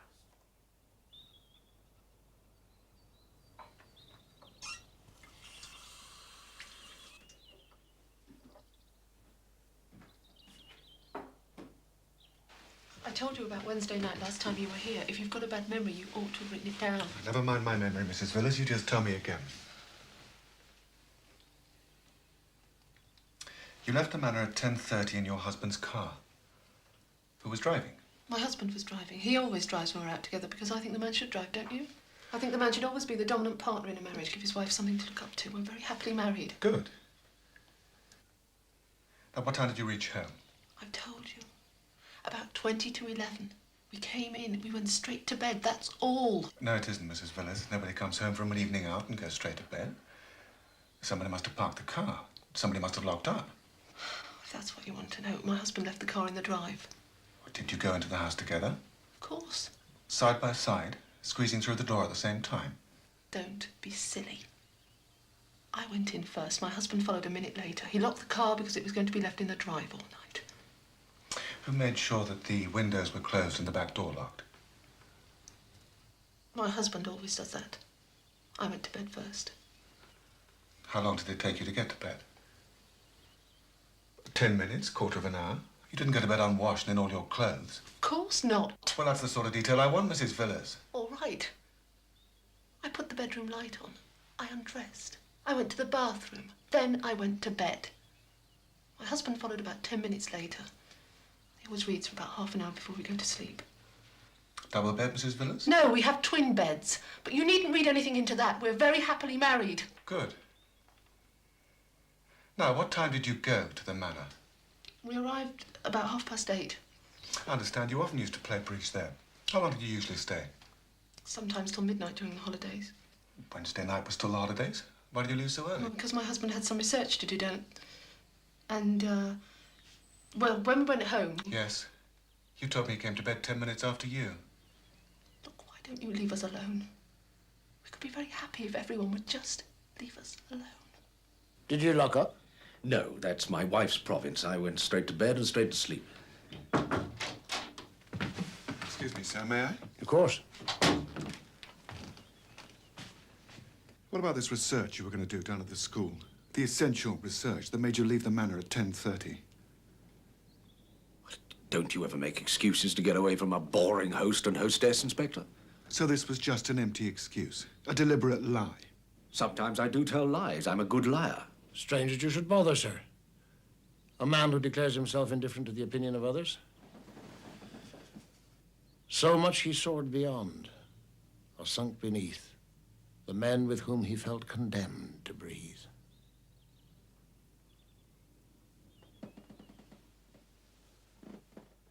What do you want, Mr. Villiers? Why do you set yourself above everyone else? Or beneath them. Or sunk beneath them, Mr. Wexford. As to what I want, that's simple. I want to die.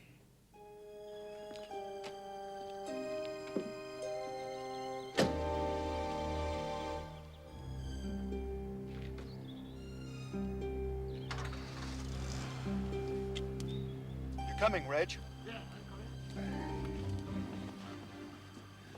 What made him jump like that when I quoted those lines? I don't know. It was extraordinary, wasn't it? Where do they come from? Wordsworth? No. No, where they come from, they're just floating about in my mind. So they won't be too easy to trace. Are we going to be able to find a witness to corroborate whether or not he went out again last night? Or that she did. Or that she did. All we need is somebody who passed the house and happened to notice whether the car was there or not. Which of those two have you got in mind, anyway? Well, you'll probably think I'm jumping to conclusions, Mike. But I'm as near as damn it certain that she did it. Now, she's healthy, strong, used to be a PE teacher. She's quite capable of felling a woman with a torch. And she stands to inherit, not her husband. She was there when the torch was replaced. I saw her myself. But why would she deliberately choose a torch of all things for her weapon? Yeah, that bears some thinking about. Young Lionel Marriott. Lionel? Oh, hello, Red. I need to talk to him. Get that scarf over to the labs, will you? And then you can get off home. All right. Well, the assembled might of the King's Markham Law Enforcement Agency. I'm just leaving, Mr. Marriott. Oh, not on my gun, dear boy, I trust. No. Good night, sir. Good night, Mike. Good night, Mr. Marriott. Good night. Sit down a minute, Lionel. Oh, dear. Is he happy in his work, do you think? He always looks so miserable, poor dear. Inspector Burden is a Puritan of the old school. Oh, dear. Tell me about the holiday that Villiers took at the Costa Brava. Yeah, the one he volunteered for. A holiday? Oh, imagine 2 weeks cooped up with the spotted devils in a torrid slum. They're all in an advanced state of psoriasis at the best of times. But once you get them in the sun, well, you can... I can imagine. But he met Georgina there, didn't he? Yeah, she was there with her own party of teenage nymphomaniacs. Hello, my dear. Not that I heard any... not that I heard any of this from Dennis. No, the first hint I got was just before he was due back. Quen and Elizabeth dropped in one evening. We've got some good news, Quen says. Dennis has met a girl, and they're going to be married. Fast worker, I said. And then, of course, I had to say how pleased I was and all that rubbish. When did you first meet her? The Nightingales gave a dinner party for the bride. Everybody who was anybody was there. Georgina was the last to arrive. Aha, I thought, making an entrance, a clever little thing. None of us had seen her before, so we all sat there with bated breath. The women were done up to the nines. Elizabeth looked wonderful. Believe it or not, I even saw Dennis looking at her with a sort of grudging admiration. And then, just as we can contain our impatience no longer, in walked Georgina. In Woolworth's pearls. And, well, we used to call them tub frocks. And this one had been in the tub a good many times, I can tell you. Did those women stare? Georgina wasn't a bit shy. In fact, she dominated the conversation at the table. We heard all about her little housewifely plans and how she was going to make a real home for Dennis and how they were going to have 6 children. I must say, Elizabeth was absolutely charming to her. She even complimented her on her dress, and she really tried to keep her the center of attention. Elizabeth was bubbling over with gaiety. She didn't look a day over 25.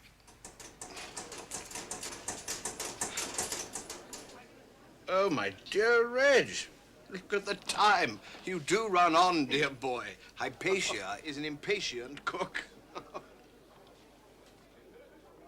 I'll walk you to the bridge, lad. Mm-hmm.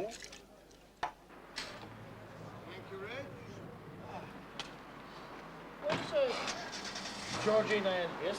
Of the mise en scène? Well, if denigrating everything around one and trying to assume an ascendancy on the grounds of one's middle-class beliefs is only a mask for envy, yes, I suppose she was. It wasn't only envy. I've seen her dozens of times since, and all she ever does is drone on about what a marvelous marriage she and Dennis have and how they're all in all to each other. And are they? There's only one thing that interests Dennis Villiers, and that's his work. Once they were settled in that unspeakable little bungalow, he was buzzing around the manor again, just like the old days. But what about her? Well, he's everything she wants. Although we don't see any sign of these 6 children, do we, Reg? I wonder why that can be.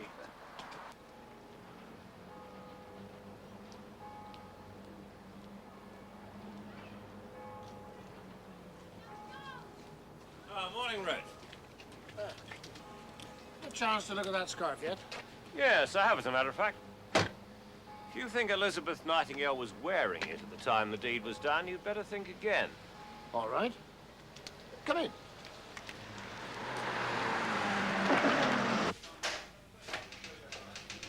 Brian, Inspector Burton in yet? No, sir. Em and Sergeant Martin went over to my fleet, doing a house-to-house. Right. It would have been saturated with blood if she'd been wearing it. Perhaps it was round her neck.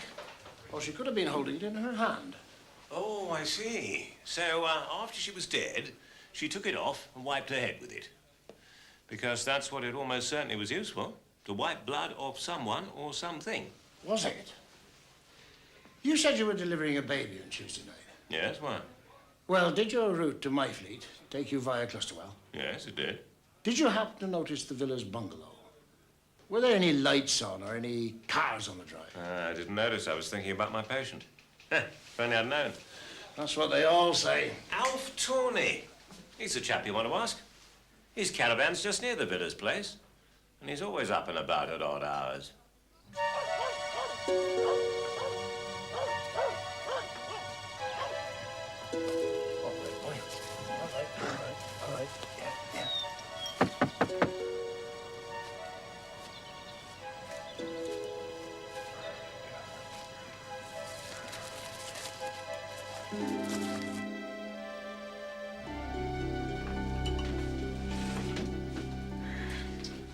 His lordship been up to something? No, it's nothing to do with Sean. It's just that I wanted the pleasure of a little talk with Mr. Tawney here. With Alf? What do you want with Alf? Do you fancy a cream horn, Alf? Don't matter to Alf. Breakfast, dinner or tea. He loves a cream horn. Wasting away he was. Till I got him coming up here for his meals. What time do you reckon to get away from here if you come up here for your tea, Mr. Tawney? Well, Alf has to be up betimes, so he's always gone from here by 11:15. You want to know if he saw anything the night her up at the manor got killed? Yes, I do. I just wonder if he took a look at the villas bungalow. You know what I mean, on the Clusterwell Road. Don't know about look. Alf tried to knock him up, didn't you, Alf? It were no good. They was out. He had some rabbits to deliver to Mrs. Villers. He'd been trying all day, but they was out. We didn't want to leave without the money.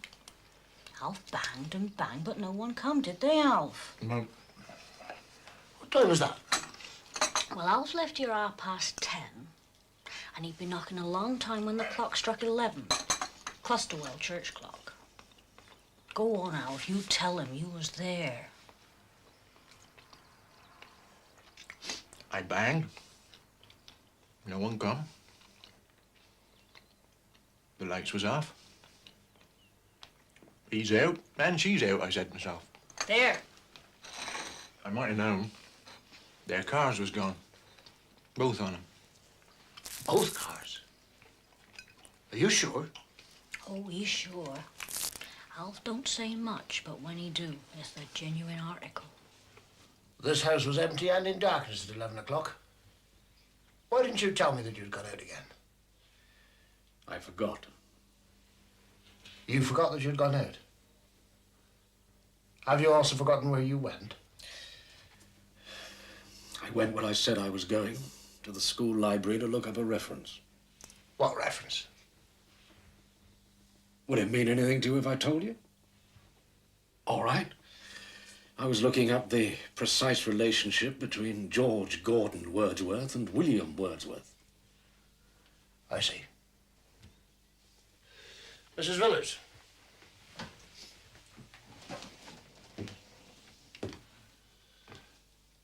Did you accompany your husband to the school library? No. No, well, you would hardly have used 2 cars. But you did go out. Where? I went out. I drove round the lanes. Why? My wife was annoyed with me for going out. So she did what she often does on these occasions. She took her own car and went for a country drive to cool her temper. I'm not convinced, Mrs. Villers. Perhaps we'd talk more frankly down at the police station. No, tell him, please. Tell him, please. Tell me what, Mr. Villers? What my wife wants me to tell you is that you've been a complete bloody fool. My sister's jewelry is fake. It's not worth £50. Did you buy this jewelry for your wife, Mr. Nightingale? Yes, I did. Every piece. I've still got the receipts for most of it, if you'd care to see them. Oh, later, if I may. Is there any particular piece that you know very well? Yet, her engagement ring, certainly. Would you mind looking closely at it?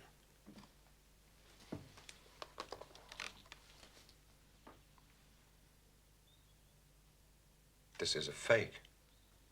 How do you know?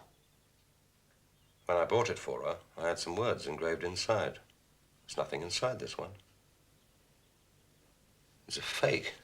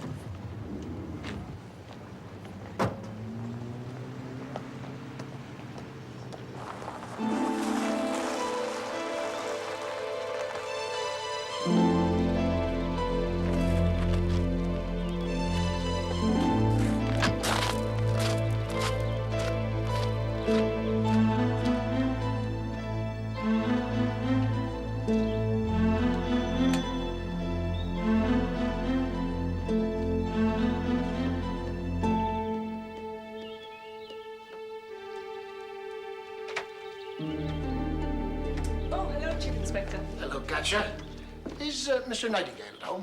You'd better come in. I don't know where Mrs. Cantrip can be. Quentin is in the drawing room. It's the Chief Inspector, darling. Katja. Oh, don't be so stuffy, darling. We can't keep it a secret forever. Secret? I'd like it kept a secret for the time being. Katja and I are going to be married. Ah, indeed, sir. Then let me congratulate you. Well, naturally, we shall wait 6 months. A year might be more. Oh, no, Quentin.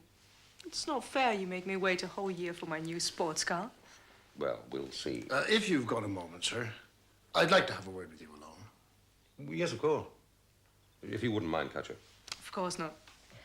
We must get something special for dinner tonight, eh? Oh, yes. A celebration. I'll go and get Mrs. Cantrip organized. You know, I think this room would look really nice in a very pale pink.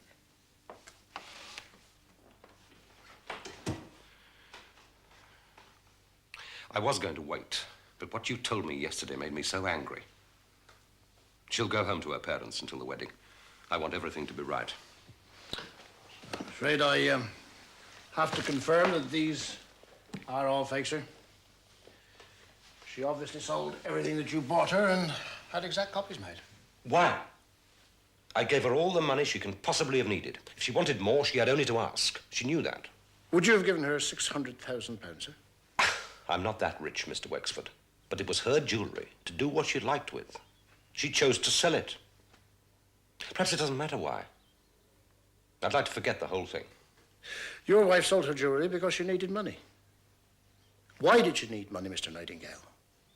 What did she do with it? Perhaps she gave it to charity. £600,000?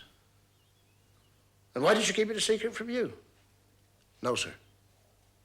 I think that your wife was being blackmailed. No, that's impossible. People are only blackmailed when they've done something against the law. It isn't only an offence against the law. An offence against morality is equally open to blackmail. You mean she might have been unfaithful to me and someone found out? Something like that. No, Mr. Wexford, you're on the wrong track. I'm sorry. Whatever my wife had done, I would have forgiven her, and she knew it. Some things can't be forgiven. You're a broad-minded man, intelligent, but you are conventional. Do you really know yourself? You know what pleases you, but do you know what would disgust you? Nothing Elizabeth would have done. Perhaps not. But she believed it would disgust you. Believed it so firmly that she was prepared to pay £600,000 to keep it from you. Who could she have ever known who would extort money from her? Well, that's what I was hoping you'd tell me, sir. The servant? Mrs. Cantrip? Will Palmer? Sean? You used to have a married couple working here, sir. What was their name? Tui. Mr. Nightingale dismissed him for insolence. He never showed no proper respect, not from the start. And he never did a fair day's work, not as far as I could see. Always hanging around. Oh, let me. Oh, thank you, sir. Hanging around where he wasn't wanted, snooping and listening, if you know what I mean. Well, things came to a head, sir, and that's a fact. About a couple of weeks before he was sacked, he grew so disrespectful to Madam, it was past bearing. And Madam so gentle and never standing up for herself.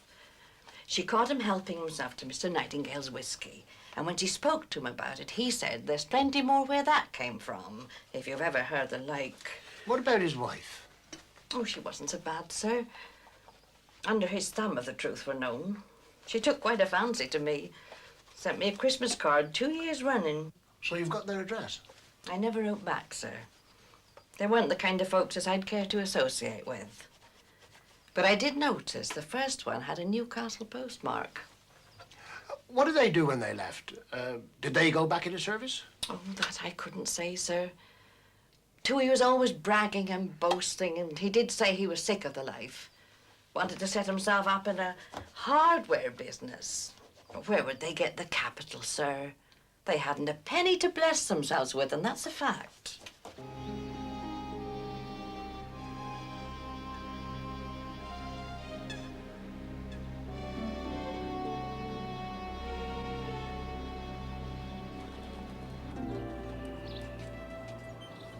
all, you were right about practically everything, it seems, Mike. Only about the Dutch girl. That wasn't everything. I still can't believe it. Strikes me things don't really change, Reg. Not human nature, anyway. The trouble is, we can't find anybody with the remotest motive for wanting to kill Elizabeth Nightingale. Nightingale isn't a homosexual, is he? Well, how would it help us if he was? Well, he and Villas kill her so that... No. Just making some tea, Reg. Do you want a cup? Oh, yes, please. No sugar. No sugar. What about this blackmail angle, then? Well, that brings us back to the same question. The motive for murder. Blackmail for what?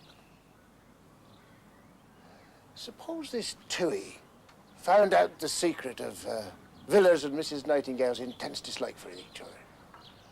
Well, I don't see how that gives us a motive for blackmail. Well, Nightingale's very attached to Villas, we know that. If he found that his wife had done Villas some dreadful injury... Well, that doesn't make any sense. Why does it have to be some dreadful injury anyway? It's much more likely that Villas and Mrs. Nightingale were just incompatible. I mean, look at my two. They really seem to hate each other, but there's no reason for it as far as I can see. We are. Here? No sugar. They've been like cat and dog ever since Pat was a toddler and John was in his pram. Oh, it'll be different when they're grown up. But will it? Well, apparently you do get these cases where brother and sister are just incompatible. I don't know. I sometimes think of sending one of them away to boarding school. And he knows what I think about that, Reg. Is it possible that Tui killed her himself? That he was blackmailing her? And he killed her when she told him that the money had run out? But how would he get hold of the torch? He's the last person that let have access to the garden room. True. And our case against Georgina falls down because we now know she had no motive. John! Sean could have killed her when he saw her with another man. No, the murder was premeditated. Yeah? Now, get me the big saw from the garage, will you? I can't, Dad. It's dark in there. The bulb's gone. Well, take a torch. Don't be so feeble. Well, we are idiots, aren't we? If you're going into a dark place, you take a torch. She took her own torch into the forest. Nobody planned this murder. They were just overcome by a sudden impulse and hit Elizabeth Nightingale with her own torch. I agree. She took her own torch into the forest, but someone else brought it back. Someone who knew where it was kept. Exactly.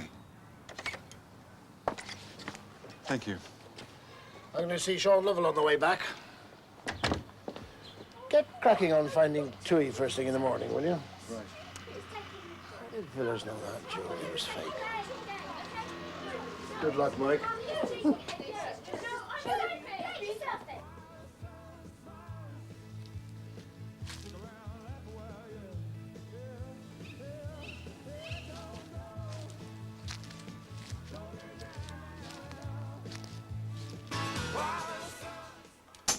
And that is going to be a massive, massive hit, my children. Who says so? Lovell the Shovel says so. One day he'll tell you all about his days in the dung heap of horticulture. Oh, tell us about it. Then Jericho coming up after the news and the new ABC album. This is your idol, Sean Lovell, bringing you all the music you want to hear when you want to hear it. And now, this. Very fine business from yours truly, with my latest single, Open Your Eyes.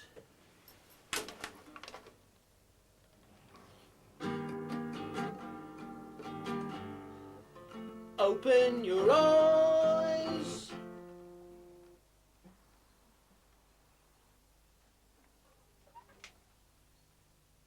So what?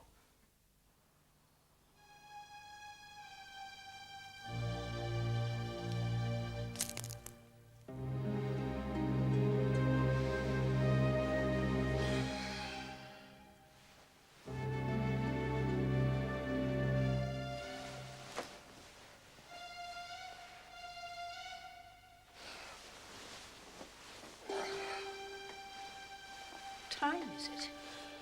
So, go to sleep.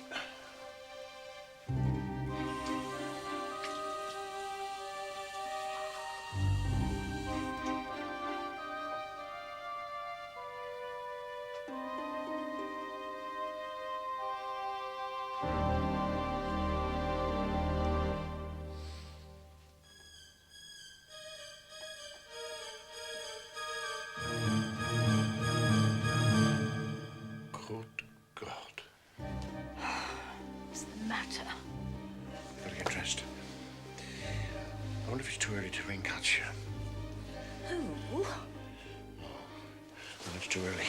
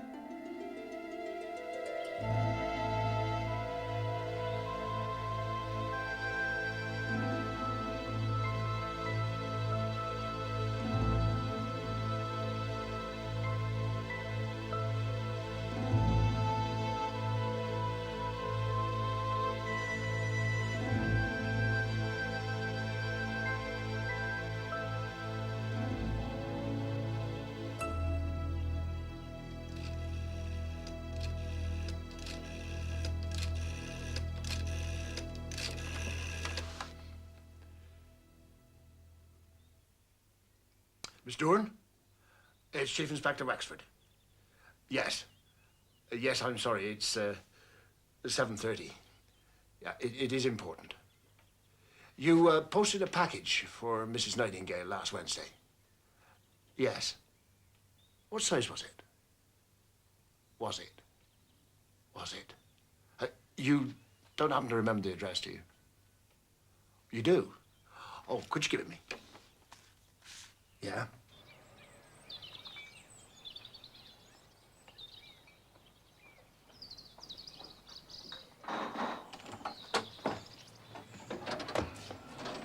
If anybody wants me, I'm in London.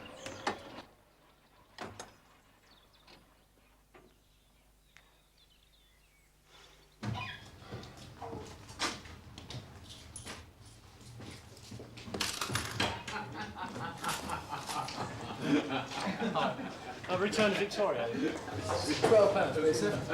That's right.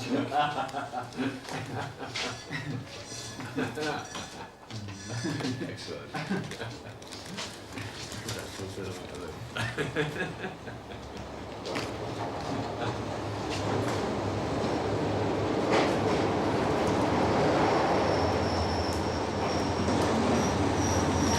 Return to London, please.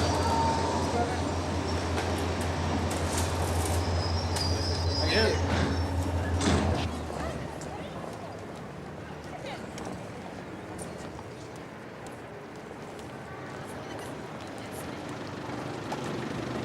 Thank you. Take the change. Was born in Dublin about 50 years ago. Average height, dark, Irish looking, whatever that means. Small eyes, and he's got a cyst in the left corner of his mouth. Unless he's had it removed, that is. No, he's only had one conviction. That was for fraudulent conversion while he was a hotel manager in Manchester in 1974. Yeah, but it could be your Newcastle or Newcastle under Lyme. Good, thank you. Keep in touch. There's a couple of local tourists, Mr. Burden. One lives in Brighton and the other one in Forby. All right, let's have a look then. What's he doing in Brighton? Yeah. Well, I've got Tui. In London. Look, Brian, I'm catching the 12:05 from Victoria. I want you and WPC Davies to meet me with a car.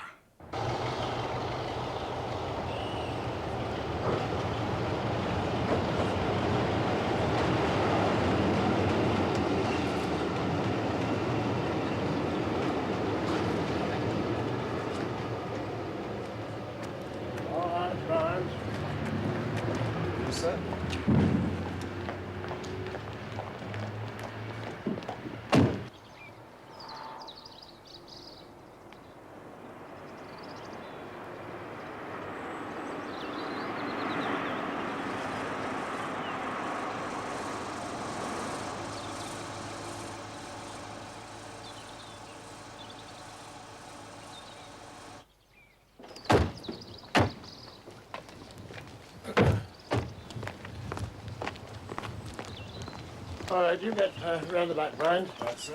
Father, you stay with me. You've got Tui then? Yes, we've got Tui. I took the day off work. I'm not well. Then you won't be surprised by the purpose of our call. No.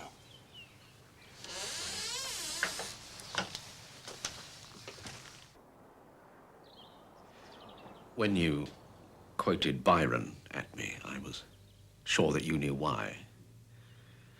Even if you didn't know how. The truth is, I couldn't remember the author.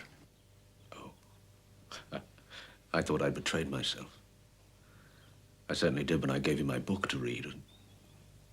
And I thought you were too ignorant to equate a short passage in my book with my own life. Too dull and plodding. I apologize for thinking that. Your camouflage is effective. But you can see what attracted me to Wordsworth. A man who also loved his sister. Of course, Dorothy appears in my book as the merest interlude, but when I was a young man looking for a subject, you can imagine what drew me to Wordsworth. You could have chosen Byron. Byron. Because he's better known for his incest than for his verse affects me strangely. Just the mention of his name, the quotation of his lines sets my nerves on edge. How did you meet your sister again after your childhood separation? It was at the 21st birthday party of a friend of mine. This fellow's father brought his secretary with him, a girl called Elizabeth Langham. I don't know, we went out together. I really had no idea who she was. As far as I knew, I'd never seen her before the night of the party. 16 years had passed. But she must have known. Yes. I asked her to marry me, and then she told me. For 2 months, I'd been my own sister's lover. The arrangements made for us when we were children had been very unfair. She'd run away from Kingsmarkham altogether with a man called Langham. She lived with him for a while, took his name even. And while she was with him, she did a secretarial course and eventually got a job with my friend's father. When she found out that his son and I were at Oxford together, she was curious to see me. That's why she'd come to the party. It wasn't chance. I don't know. Then when she went out with me, it was with some unformed plan of revenge in her mind. But it got out of control. In spite of what she knew, she'd fallen in love with me. It didn't trouble her? I don't think so. We parted then. We had to part. She went to work in America, and I went back to Oxford. I don't know how I survived that last year, or how I managed to get a degree. What did you do when you came down from Oxford? I knew I'd never earn a living from writing poetry, or from writing about it, so I applied for a teaching job at the school here. I thought it was the one town in the world my sister would be sure to avoid. Then Lionel Marriott told you Elizabeth was here? Yes. You could have left? Yes, I could have. I dreaded seeing her. I longed to see her. We met. She introduced me to her husband. He bought the manor as a surprise for her, presuming she'd like to live near her childhood home. We made small talk, and when the chance came, we saw each other alone. That was the second beginning. Fortunately, or rather unfortunately, Quentin liked me. Otherwise, it would have been impossible. Elizabeth worked on him in subtle and devious ways. Women are tougher than we are. Less scrupulous, less a prey to guilt. I suppose she had been in love with him when she married him and meant to be an honest, faithful wife, but as soon as I re-entered her life, she put all that behind her. Mr. Villers, why did you and your sister behave in public as though you hated each other? Elizabeth's aim was to have me as her lover, and at the same time to keep her position, her money, her reputation. Said that if we showed even normal, fraternal affection in public, we would soon slip into showing a deeper love. Perhaps she was right, but I always felt that part of it was a love of intrigue for its own sake. And that's when Tui found out and started to blackmail you. Yes, when he had bled me white, Elizabeth began selling her jewellery and having copies made. You haven't found Tui yet, have you? Yeah, we got him. Good. Because apart from saving Georgina as much suffering as I can, I've only one wish left. And that's to see Tui as wretched as he made Elizabeth. Did you always feel the same way about your sister? You disapprove of me, Inspector, don't you? My feelings don't come into it. I didn't love my sister when we were children. We were always quarreling. I didn't give a damn when we were separated. We were glad to get shot of each other. You and your sister went on holiday together 2 years ago. Yes. Quentin had measles. He insisted I went with her. People say you looked ill when you returned. Lionel Marriott says. What happened? Had you quarreled? No. We'd been happy. We'd at last had a taste of what our life together could have been like. I wanted her to leave Quentin and come away with me. She refused. If we'd set up house together years ago, no one would have suspected we were brother and sister. Now everyone would know, and the scandal would be monumental. That's what she said. You disagreed? I'd come to the end. I was 36. I'd worked hard all my life, and all I'd earned had gone to keep some Mayfair modist's lover in luxury. I had no wife, no children, no friends. I lived in 2 dingy rooms. And Elizabeth? For how long do you think? No. I decided there was nothing for it but to make a complete break. So I stopped going up to the manor, and I refused all Quentin's invitations. I thought I should be able to work. I lay evening after evening in my room, thinking, doing nothing, contemplating suicide. The strangest thing was I no longer wanted Elizabeth. If I missed either of them, it was Quentin. He persuaded me to go to Rome with them, and I finally went to the manor to tell them I wouldn't go.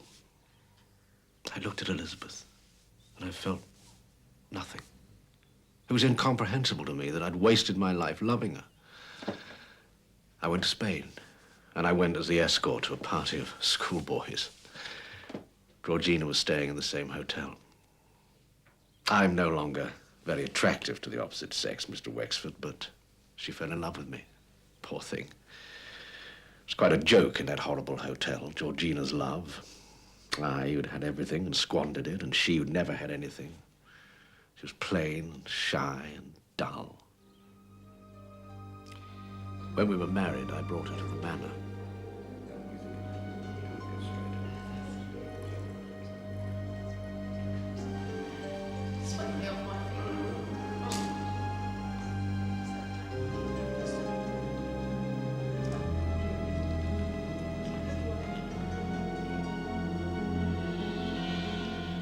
Elizabeth was triumphant. I only had to look at her and I knew I'd done a dreadful thing. I was still in love with her. That was the third beginning, and the last. I didn't listen to the stern daughter of God's voice, or the voice of my wife, clamoring for me to be a real husband to her, a compensation for her long loneliness. I listened to my sister.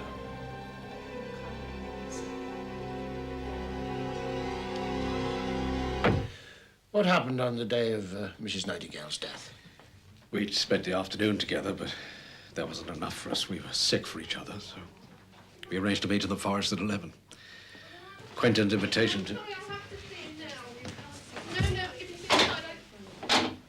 Hello, Mrs. Villers. Come in.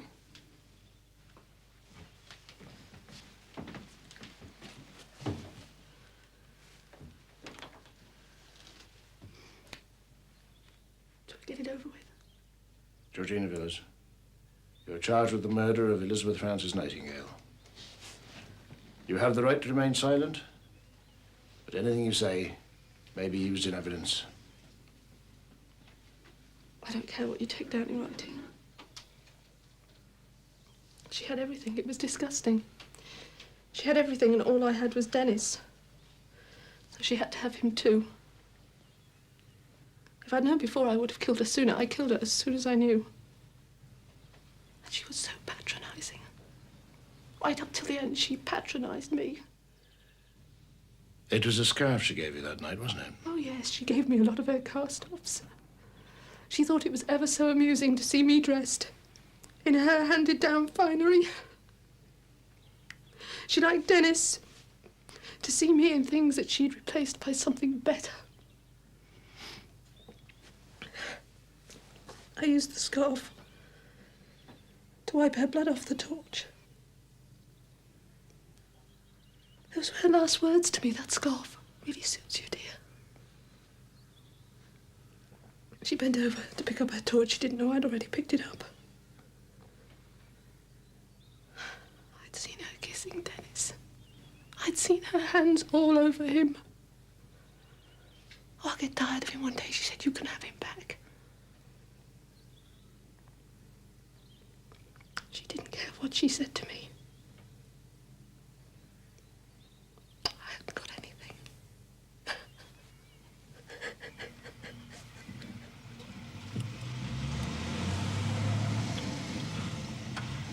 Poor woman.